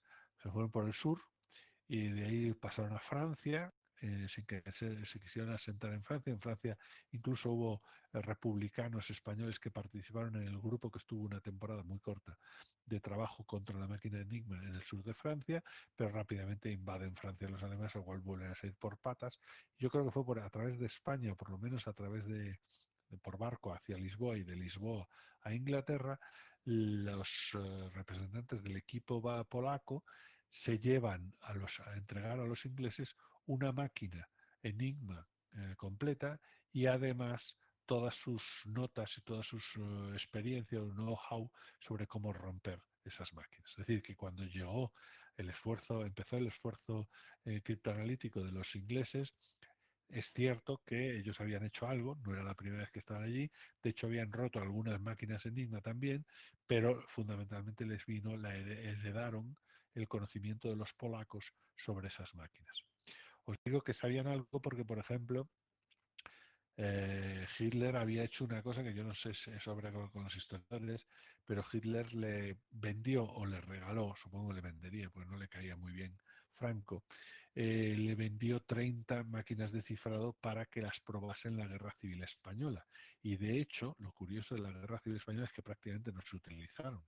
De hecho, de esas 30 máquinas desaparecieron de la faz de la historia hasta que, eso sí, hace 2005, 2006 o incluso antes, 2003, pues se encontraron las 30 cajas, bueno, creo que no están las 30, que pongamos que faltan dos, pues las 30 cajas arrumbadas en un sótano del cuartel que hay ahí en Cibeles, que la dejó del Ejército de Tierra, que no sé la dirección general, no sé comandancia general qué coño es, pero vamos, ahí en ese sótano encontraron las 30 enigmas tipo C que le había vendido Hitler a Franco para que las usara en la Guerra Civil Española, y de paso Franco veía si aquello funcionaba o no funcionaba, era seguro o no era seguro. ¿Por qué? Porque obviamente en la Guerra Civil Española estaban los potenciales aliados, es decir, los ingleses, los Estados Unidos, etc., mirando mucho, y de hecho los ingleses trabajaban para intentar descifrar las pocas comunicaciones desde Burgos que el bando nacional hacía con la máquina Enigma.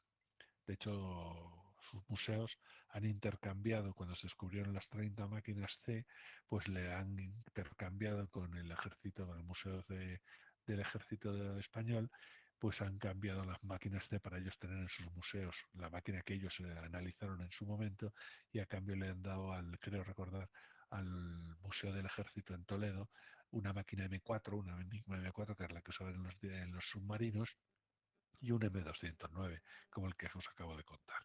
¿Vale? ¿Cuál era la situación peligrosa o curiosa de esta historia? Es que cuando empezaron la Segunda Guerra Mundial, los alemanes, todos los cuerpos del ejército alemán, incluso otras organizaciones del Estado alemán, protegían sus comunicaciones con la misma máquina. Y eso es lo que no se debe hacer.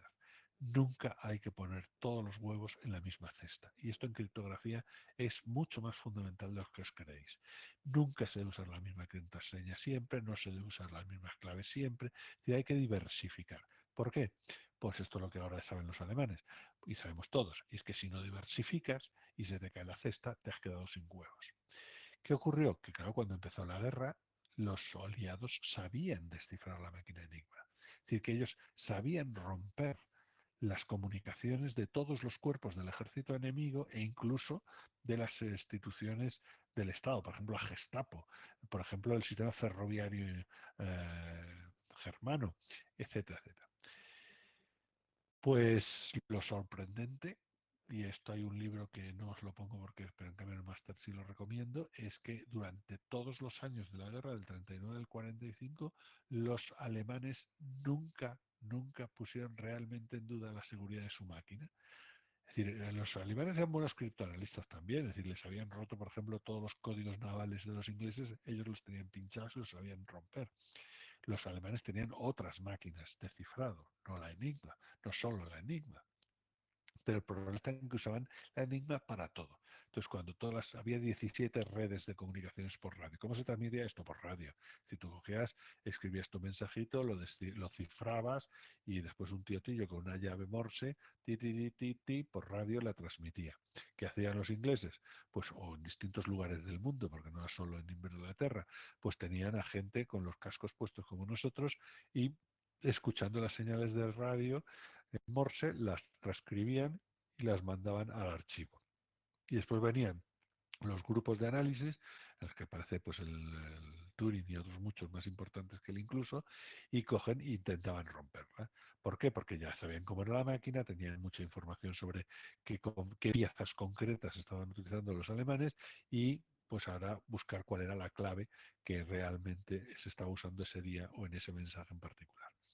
El caso es que consiguieron romperlo prácticamente. Al principio les costó, creo que fue el año 43, después de las navidades del 42, decidieron cambiar la Armada, decidió cambiar de máquina y pasar a la de 4 rotores para las comunicaciones con los submarinos y los barcos.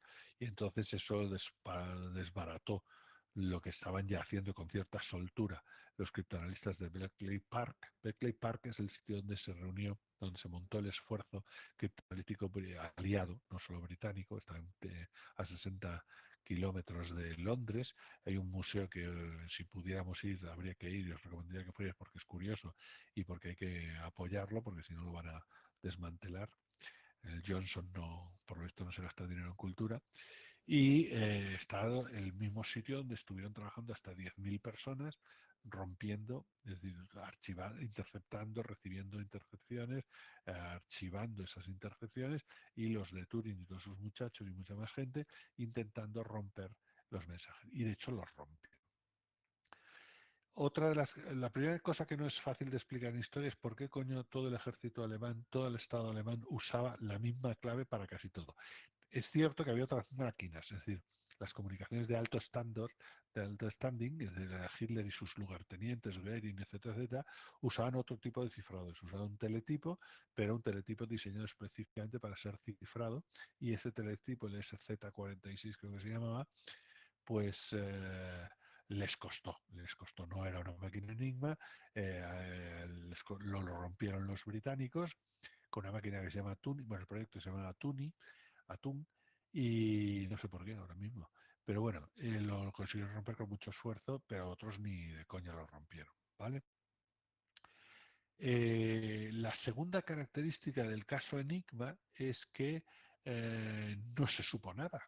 Es decir, yo os he dicho el 1974, en 1974 alguien del NSA solicitó y le autorizaron publicar un libro que se llama Station 10, Estación 10, que era el nombre de Berkeley Park en, el nombre de código de la estación de Berkeley Park, para contar qué es lo que pasó allí.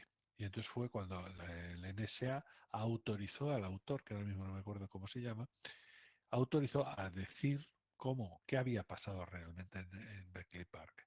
Y entonces es cuando el mundo entero, y estamos en 1974, la guerra había acabado en 1945, pues se enteró todo el mundo que el flanco aliado interceptaba todas las comunicaciones del ejército alemán. Claro, libros escritos de historia antes de 1974 tienen que hacer cábalas y muchos ajustes muy raros para justificar ciertas cosas que pasaron en la guerra que nadie podía imaginar que no tenían los judíos aliados para hundir submarinos. De hecho, la guerra del Pacífico en el año 40, del Pacífico, del Atlántico, en el año 43 fue eso, y sale o en las dos o en una, en la primera. La primera y más antigua película de Enigma que habéis visto, o que podéis ver, pues se plantea eso. Es decir, de repente cambian la máquina por la M4, meten unas modificaciones y todo el esfuerzo de decodificación se va al garete, tienen que aprender a corregir o a bypassear, como se diría, pues esas modificaciones que han metido en la máquina Enigma. Pero a partir de que lo consiguen, pues eso empezaron los aliados a tener un tino fantástico para hundir submarinos alemanes. Hasta eso te digo, enero, febrero de 1943, antes de esa fecha, los submarinos se ponían las botas. De hecho, no sé si sabéis cómo se organizan los transportes marítimos en aquella época. Los materiales, incluso soldados, venían de Estados Unidos y se iban a Inglaterra, y de Inglaterra pues defendían, fundamentalmente eran materias primas, era para que no se murieran de hambre los ingleses y siguieran resistiendo. Pero también eran aviones o material para aviones o aceros o armas, municiones, etcétera, etcétera. Entonces lo que hacían era muchos barcos los llenaban de ese material y montaban lo que se llaman convoys.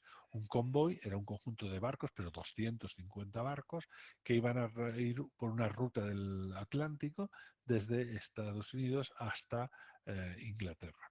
Y la ruta, por supuesto, era secreta o lo más secreta posible, pero todos juntitos. Y también iban destructores, pero pocos, media docena de destructores, para guardar un rebaño de 250 barcos.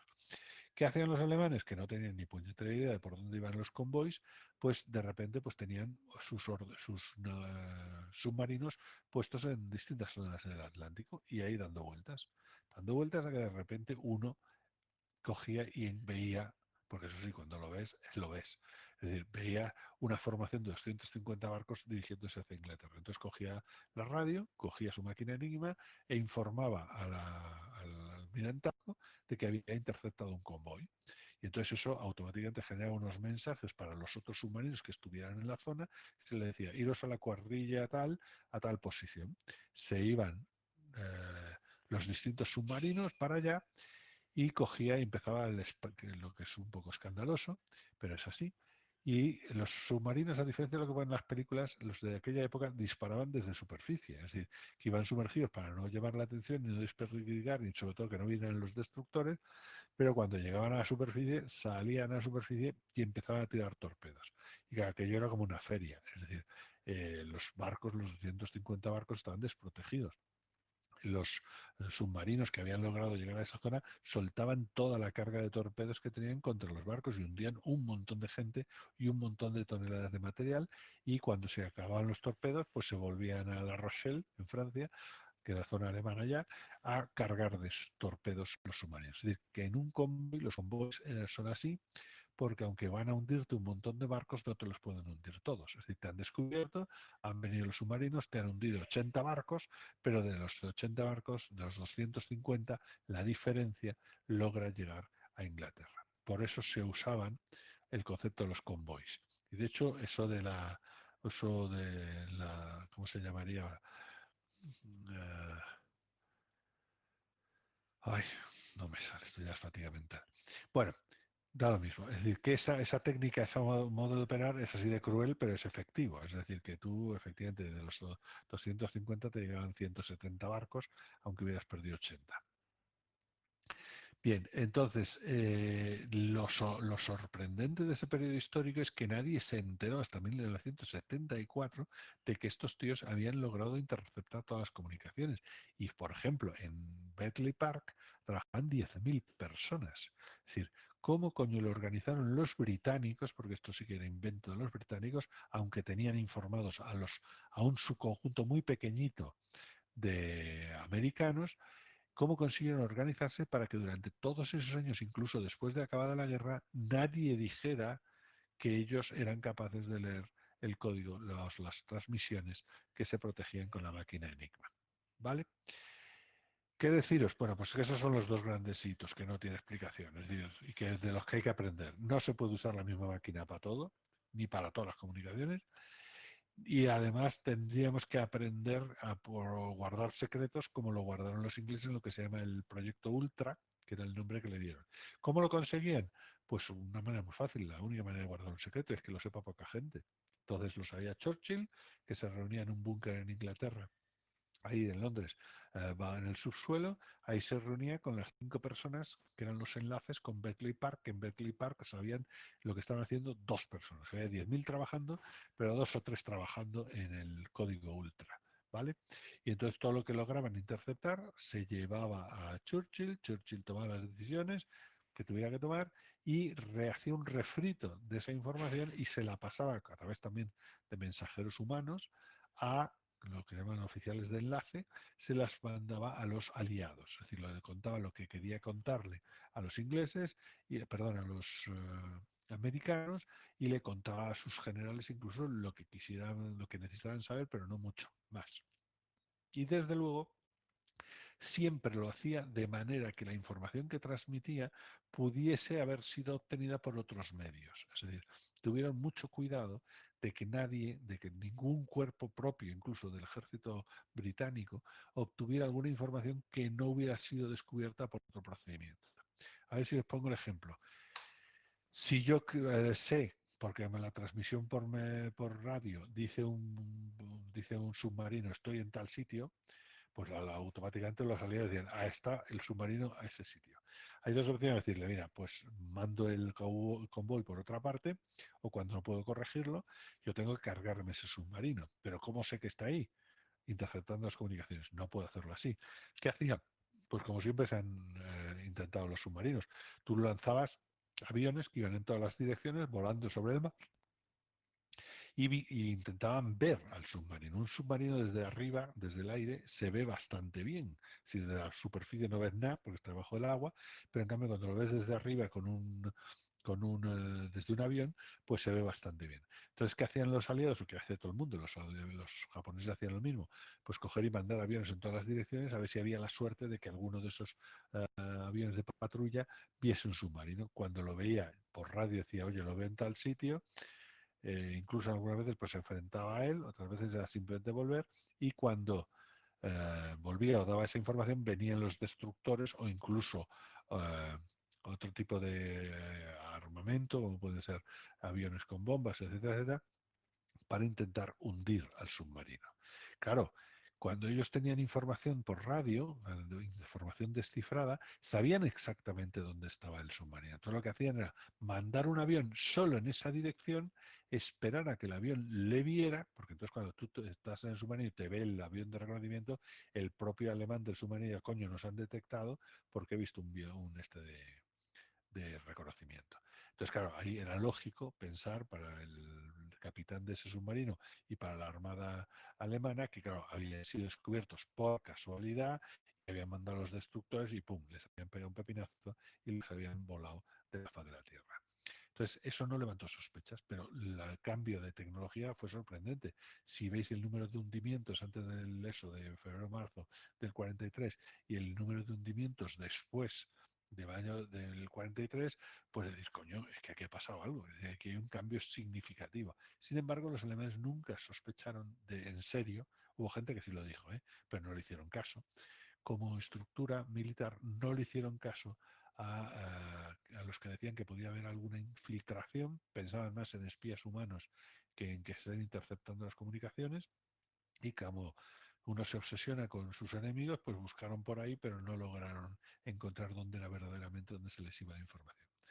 Los aliados lograban romper la máquina, pero hay que tener en cuenta que la rompen porque la máquina es débil, es decir, el sistema de cifrado os lo comentaré, pero sobre todo porque también hay fallos de procedimiento. Es decir, las máquinas Enigma tienen un modo de uso, un manual de uso, que dice cómo hay que hacerlas, cómo hay que utilizarlas para que aquello sea lo más seguro posible. Pues hay cosas como, por ejemplo, cogiendo el ejemplo del M209 que os he contado, si a ti te dicen, elige al azar una letra entre las 26 posibles, tú elegirías a los dados qué letra es.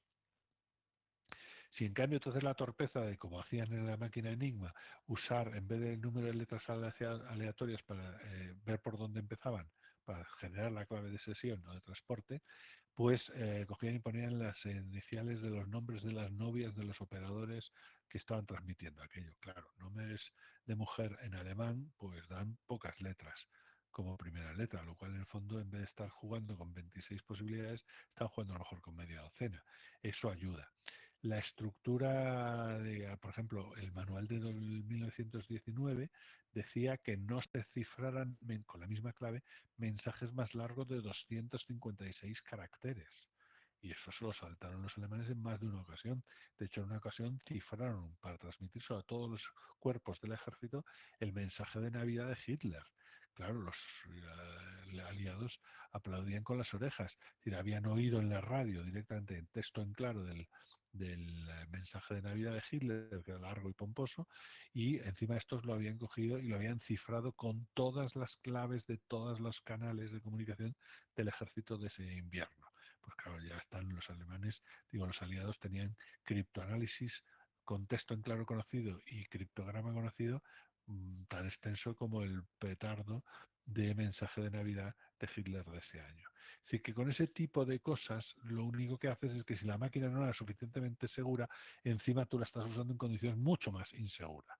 También es cierto en toda esta historia que tiene sus complicaciones, es decir, había además de los fallos de procedimiento y errores del operador, también hicieron falta cálculo, interceptar militarmente libros de códigos, de tal, es decir, que hay una película que no es muy buena, pero es muy basada sobre un hecho real, el U-507 o algo así se llama, que es una artimaña que montaron los aliados para ir a interceptar un submarino alemán que había quedado averiado, para intentar acceder, entrar en el submarino lo antes posible para poder coger las tablas de códigos que estaban vigentes en ese momento y los libros de códigos que se usaban en ese momento. ¿Por qué? Porque si lo cogías y hundías al submarino y te cargabas a todos, pues para los alemanes aquello se había hundido, pero no sabían que les habías pillado los libros de claves y los libros de código y los manuales de uso, que es lo que realmente pasó.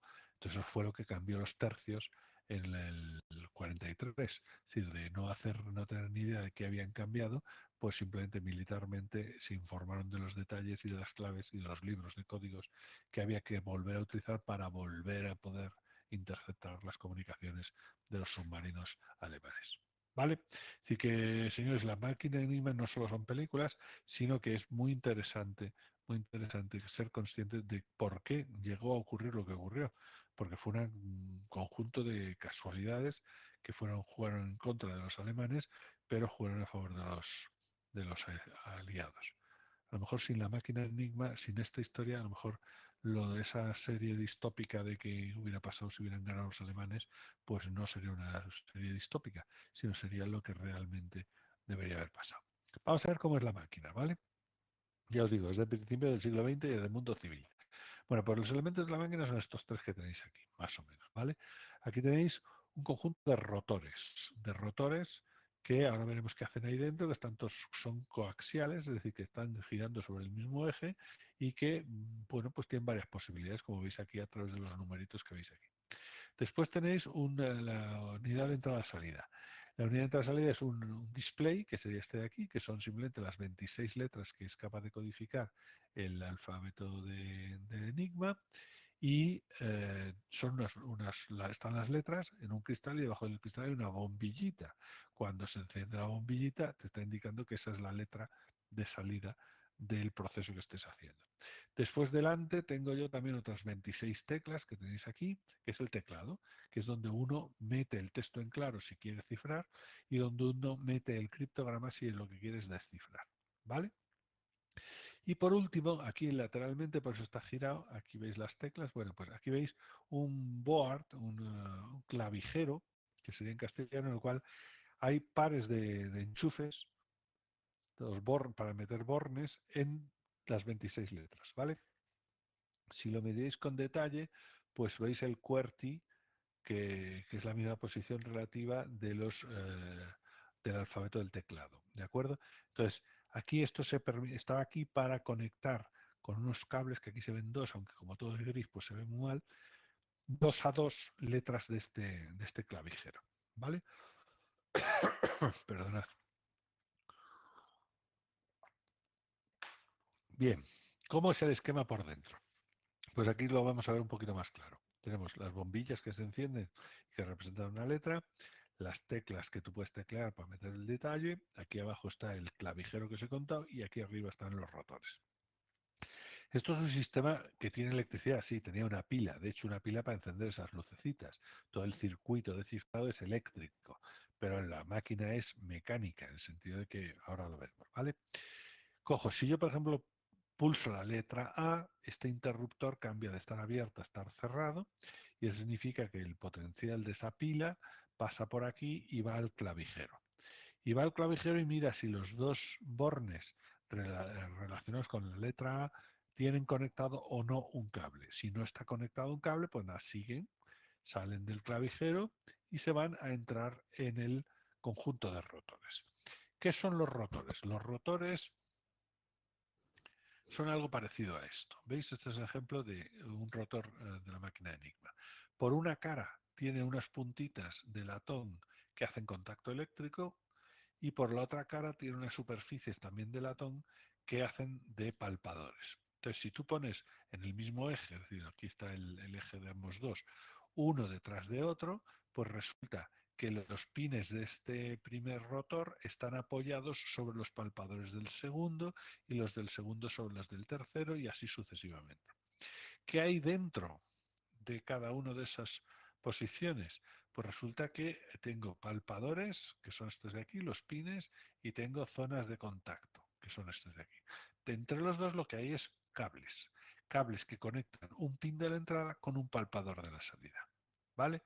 Luego estos rotores lo que están haciendo es implementar permutaciones del conjunto del alfabeto de letras que tiene la máquina Enigma. ¿Vale? ¿Cuáles permutaciones? Pues las que fueran.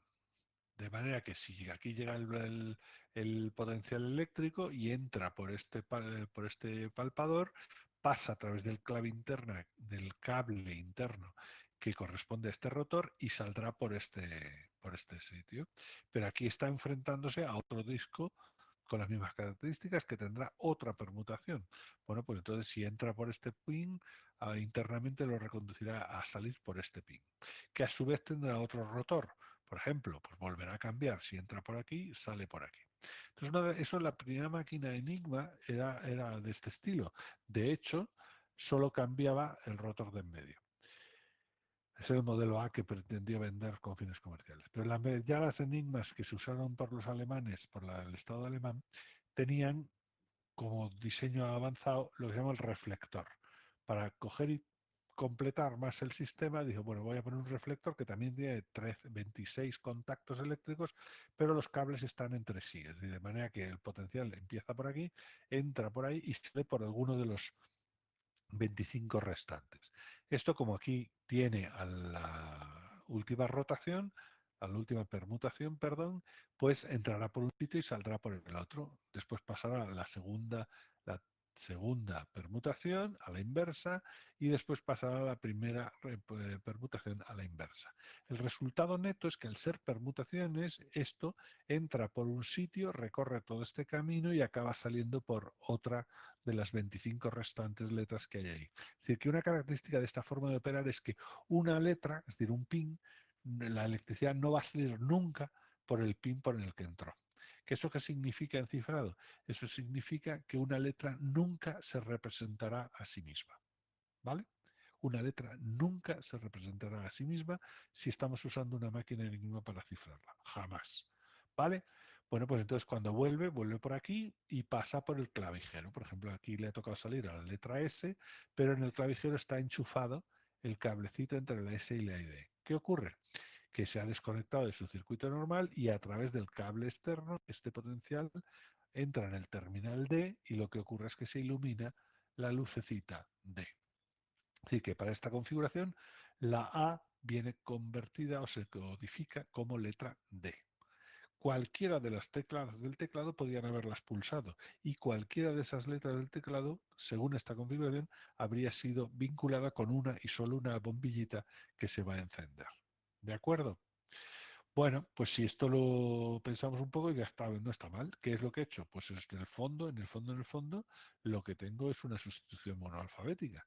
¿Por qué? Porque ahí en este caso concreto, tal y como lo he pintado, la A viene representada por la D. Si hubiera pulsado la B, me vendría representada por alguna de las restantes letras y así sucesivamente. Si eso fuera solo así, la máquina Enigma no sería más que una forma de generar secuencias monoalfabéticas, es decir, sustituciones monoalfabéticas que son tan malas como todas las que hemos visto de lápiz y papel y que se rompen con la gorra. Entonces, lo que tiene la máquina Enigma es que, y eso es lo que hizo el Skerbius, le dijo, bueno, para que esto cambie, lo que voy a hacer es que estos rotores puedan rotar, es decir, puedan moverse cada vez que cifran una letra. Y la forma que eligió, que no es la más inteligente, de hecho es un fallo, es que esto fuera como un contador. Es decir, que cuando este rotor completa una vuelta completa, arrastra una posición, avanza una posición a este rotor. Cuando este segundo rotor completa todas sus posiciones, arrastra una posición al tercer rotor. Y de hecho, cuando podría darse el caso de que como cada uno de estos tiene 26 de posiciones, pues 26 por 26 por 26, es decir, 26 al cubo, al final el conjunto de rotores volvería a estar en la misma configuración que de partida. ¿Vale? Así que la longitud máxima de la secuencia que genera una máquina de Enigma, por si os lo pregunto, es de 26 al cubo. ¿Y por qué? Porque usaba 26 al cubo cuando son 3 rotores, ¿vale? Si fueran 4 rotores, como ocurría en las máquinas de los submarinos, la M4, pues también sería 26 al cubo, porque en ese caso, cosa que no sabe mucha gente, o no parece que lo sepan según sus blogs, es que el cuarto rotor no se movía. Es decir, el cuarto rotor era parte de la configuración de la clave, pero no se movía, es decir, que seguíamos teniendo 26 al cubo como límite máximo de la longitud de la secuencia que una máquina de Enigma podía generar. ¿De acuerdo? Pero no está mal, 26 al máximo. Ahora, eso sí, si te dice el manual frecuente, el manual del usuario, te dice que no cifres más de 250 caracteres, por algo será. Porque claro, 250 caracteres dividido por 26 al cubo no es un número despreciable, no es un número cero. Ya te has comido un trozo de secuencia y si vuelves a usarla, pues tienes los mismos problemas que hablábamos antes con el reutilizar la misma clave para cifrar dos mensajes distintos. Vale, entonces hicieron eso, cogían un contador, 26 pasos con una vuelta completa, avanza una posición en el siguiente y así sucesivamente. ¿Qué conseguimos con que avanzaran, es decir, que rotasen estos rotores? Que entonces la permutación que están implementando estos tres rotores y el reflector cambia. Es decir, que para cuando yo estoy en esta configuración, a lo mejor la letra A viene representada por la letra D, pero como he pulsado una vez, ¡pum!, avanza una posición este rotor, cambia la orientación relativa de los cables de estos rotores y la siguiente A va a ser representada por otra letra que no necesariamente, de hecho no es posible que sea la letra D. Bueno, esto lo estoy diciendo, habría que pensarlo, ¿eh? Pues no lo tengo yo tan claro ahora. La intuición me dice que sí, pero es que la intuición es muy traicionera. Vale, a lo que os decía, entonces, al moverse los rotores, pues cambian la permutación. Esto, si os dais cuenta, entras por un sitio, te van cambiando, te van mareando según los rotores, llegas al reflector, haces las mismas permutaciones, pero en sentido contrario y sales por algún sitio. Así que todo visto en conjunto, los tres rotores más el reflector, esto se comporta como una permutación que va cambiando, porque voy rotando este que se llama rotor rápido, el contrario se llama rotor lento, porque voy cambiando cada vez que le doy a una letrita, ¿vale? Entonces, lo que implementa la máquina Enigma es una permutación de las letras del alfabeto que va cambiando según la letra que tengamos que... No según la letra, sino sobre el hecho cada vez que ciframos o desciframos algo. ¿Cómo se descifra en la máquina Enigma? Pues igual. Si os dais cuenta, su construcción eléctrico-mecánica está, por ejemplo, en esta configuración ha relacionado, hay un cable, que es este dibujito rojo que os he pintado, hay una continuidad eléctrica que va de la A a la D, pero la inversa también es cierta. Si yo hubiera presionado una D, se me encendería la bombilla A. Es decir, que Enigma es autoinversa. ¿Os acordáis de Buforti y lo del M209 y que del conjunto de posibilidades había elegido las autoinversas? Pues la máquina Enigma también es autoinversa. Y la razón es la misma, porque si yo hiciera tener una máquina para cifrar y otra para descifrar, aunque las dos usasen la misma clave, yo tendría que tener dos máquinas. Entonces, si solo puedo tener una máquina, entonces por narices la cifra que va a implementar esa máquina tiene que ser del tipo autoinverso para que yo pueda descifrar con la misma máquina que cifro. Y cuando cifran en Enigma, ¿qué haces? Tecleas tu texto en claro y apuntas las letras que se han iluminado como criptograma. ¿Qué haces con el descifrado? Pues simplemente ahora coges esas letras, las tecleas ¿cómo se llama esto? En el teclado de entrada y se te van a iluminar las letras del texto en claro. ¿Vale? Es lo que os digo yo. Si pulsas la A, te sale la D, pero es que si pulsas la D, te sale la A. ¿Vale? ¿Tenéis alguna duda o no? Si os vais al mismo sitio que están que os he mandado del simulador M209, este señor, el Dirk Ringemans, tiene simuladores de un montón de máquinas y además muy chulos, ¿eh? Todos funcionan en Windows, eso sí, pero muy chulos, muy chulos, muy chulos de muchas máquinas. Tienen perfectamente el de la máquina Enigma, el del Sigaba, es decir, un montón de cifras. Es un muy buen sitio. Yo creo que sigue funcionando, ¿no? A ver, permitir. Sí, sí, efectivamente, sigue funcionando. Bueno, pues si os vais al home esa tenéis máquinas, datos, información sobre la Enigma, sobre otras máquinas, cosas bastante chulas. ¿De acuerdo? Y todo ello con simuladores, a lo cual, pues, mejor que mejor, para que os enteréis y jueguéis con las maquinitas. De hecho, podría mandaros a lo mejor por reto, quien quiera, igual que os he puesto ahí unos ejemplos de máquina M200 nuevos, podría poner ejemplos con la máquina Enigma. También lo he dicho, es decir, la máquina de Enigma tú tienes cómo se configura, es decir, cómo llega un día y es una pena, no tengo aquí en mano, pero podría a lo mejor mandarlo, un ejemplo de cifra, de cómo es la clave, es decir, cuál es la clave de la máquina de Enigma. Pues la clave de la máquina de Enigma es qué rotores estoy utilizando, ¿vale? Por ejemplo, estaba en la máquina normal de 3 rotores, era elige usted 3 rotores entre 6 posibles. Había solo 6. Es decir, posibilidades de permutaciones de 26 elementos hay 26 factorial, que es un número grandote, ¿vale? Pero en cambio, en la guerra, en las máquinas alemanas, uno compraba sus rotores y resulta que los alemanes empezaron la guerra con 6 rotores. Entonces tú cada día podías elegir 3 de esos 6 rotores, ¿vale? Otro elemento que tienes que decir es en qué orden los pones, es decir, quién va delante de quién, porque eso va a cambiar el resultado final. Entonces, de los 3 rotores que acabas de elegir, tienes que ver cómo los coloco. Pues tengo 3 factorial formas distintas, el 1, 2, 3, el 2, 1, 3, el 2, 3, 1, es decir, todas las permutaciones de 3 elementos. Después también al principio solo había uno, pero en la guerra ya empezaron con 2 reflectores distintos. Es decir, que esa imagen que tenéis al final, estoy moviendo los dedos y en el fondo solo no me veis vosotros a mí. Este último rotor también podéis elegirlo entre 2 o 3 posibilidades. ¿De acuerdo?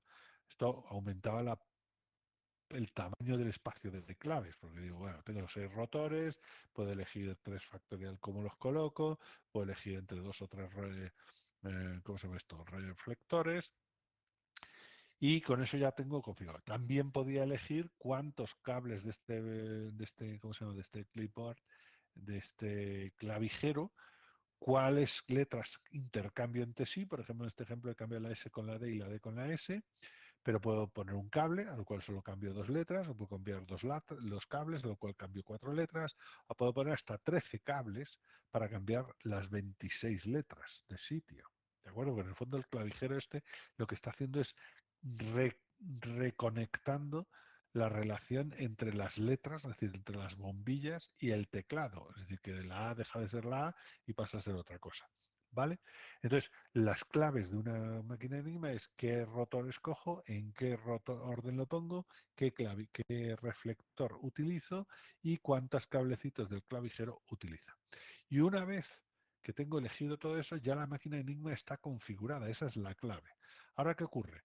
Que yo dónde empiezo a cifrar y descifrar, pues eso lo determinaba la posición relativa de estos rotores. Es decir, yo tengo 26 al cubo posibilidades iniciales para empezar y la idea era elegir en secreto, o que yo recibiera si estoy descifrando, en secreto la clave que mi tío, que cifró, pues había elegido. Y es lo mismo que en el M209. Me la podías mandar cifrada, es decir, me mandas una cabecera pública que yo cifro con mi máquina configurada con los rotores que tocan hoy, con el reflector que toca hoy y los clipboards que tocan hoy, y entonces saco la clave de sesión que ahora me dice exactamente dónde de verdad debo irme de esa secuencia de 26 al cubo, dónde debo irme para generar la secuencia que me va a permitir descifrar lo que me acabas de mandar. Entonces simplemente me voy, pongo los rotores en el numerito que me sale y empiezo a teclear el criptograma. En cuanto empiezo a teclear el criptograma, se me irán iluminando las bombillitas del texto en claro. ¿Vale? Bueno, chicos, son las 2 menos 7 minutos. A ver si tuviera yo Enigma. Por ejemplo, por si tengo un Enigma aquí, no sé si podría, vamos a ver, espérate, voy a compartirla, a ver si se ve, pero es la del este Enigma, a ver si con esto funciona. Sí. A ver, pum, la máquina Enigma. Por ejemplo, esta es una de 3 rotores. A ver, que yo no me acuerdo cómo se usa esto. Te abre el... Mira, mira. Vamos a cogerlo. Vamos a jugar. Bueno, no vamos a jugar, no. Vamos a coger... Por ejemplo, en este caso tiene esta máquina tiene 1, 2, 3, 4 y 5 rotores. Y tiene desde 3 rotores, tiene aquí, por ejemplo, está el B, el C, el B y el C. Es decir, que solo hay... Coño, ¿por qué me he cambiado la M4? A ver si es que para el C no existe. Bueno, esto veis que aumenta el número de rotores porque en distintos momentos de la guerra, por ejemplo, este es, es la máquina más sofisticada que hubo, que era la M4, con todos 8 rotores distintos y 2 rotores suplementarios que eran beta y gamma, que se colocaban aquí. Pero vamos a ver, vamos a irnos a lo pequeño, ¿vale? Y esto se está diciendo, pues esta es la de la Wehrmacht tipo C. Esta es la que se usó en la Guerra Civil Española, la que no se usó. ¿Vale? Entonces elegís el rotor, pum, por ejemplo, este va a ir en la posición esta. Entonces podéis elegir más cosas, por la orientación relativa de los números, podéis empezar por qué letra empieza, es decir, hay más cosas. Bueno, lo pongo aquí, vale. Ahora cojo este rotor y lo pongo aquí. Y ahora cojo este rotor y lo pongo aquí. ¿Vale? Y todos están contentos. Entonces, si cierro esta máquina, yo quiero escribir, por ejemplo, ahora ya puedo cambiar la posición esta. ¿Vale? Por ejemplo, el 10, 10, 10, pues si la posición de empezar fuera el 10, 10, 10, con esa clave yo empiezo ahora a escribir hola, se ilumina la V, o la. Como veis no tiene espacio en blanco, se suele poner la X.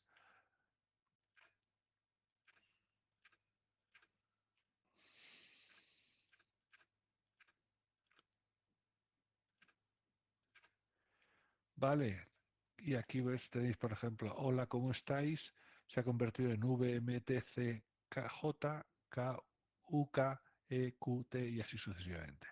Si yo ahora cojo este criptograma, copiar, close, lo cierro esto y me voy a... ¿Veis? Ha avanzado, este no se ha movido, este ha avanzado una posición y este ha avanzado bastantes. Pues entonces lo paso, lo pongo donde estaba, 16, digo a 10, 10 y ahora tecleo lo mismo que esto, como había para hacer, espérate, como había que... No, no, no, ya sé, te has avanzado. Bueno, no lo sé, chicos, se me está echando el tiempo encima. A ver, si yo quiero tippet input, cojo esto y le digo que, espérate, aquí tiene que haber algún sitio que ya no me acuerdo, autotyping, eso es, pegar. Le meto el criptograma y le digo que me lo...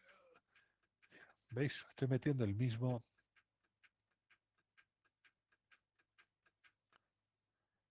y está saliendo mal. Pues ahora sí que me he quedado traspuesto y sin novia. ¿Por qué coño me está dando? A ver si me estoy equivocando de... Bueno, pues La algo he hecho mal. Pero... configuración. Sí, pero esa no la he cambiado. No, pero que Ah, digo, sí, que sí, cuando la... las, Dime, dime. que digo, que la No, no la... configuración inicial de las posiciones de los rotores, cuando habías puesto 10, 10, 10, se te había ido Sí. el del medio y estaba en 11, si no estoy mal. Ah, vale, vale. Pues eso sí me lo podría explicar, pues ya te digo. Esto, vamos a ver. Vamos a empezarlo a ver si ya... Pues que me jode bastante que no haya sido correcto. Porque esto es... Lo que os he contado es una verdad como un templo. Autotyping. Si le digo tal y que empiece otra vez. Ah, sí, sí, tienes tú toda la razón del mundo, ¿veis? Vuelvo a meter el criptograma y entonces el hola, ¿cómo estáis? Vuelve a salir aquí abajo. ¿De acuerdo? Bueno, chicos, pues ya sí que son las 57, 3 minutos. Os agradezco la atención. Acordaros cuando os pregunte el jueves dónde nos hemos quedado, pues tenemos que pasar a la complejidad de la máquina de Enigma y al criptoanálisis, ¿vale? Bueno, pues muchas gracias por vuestra atención y jugad con estos juguetes que tienen su gracia, ¿vale? Hasta luego.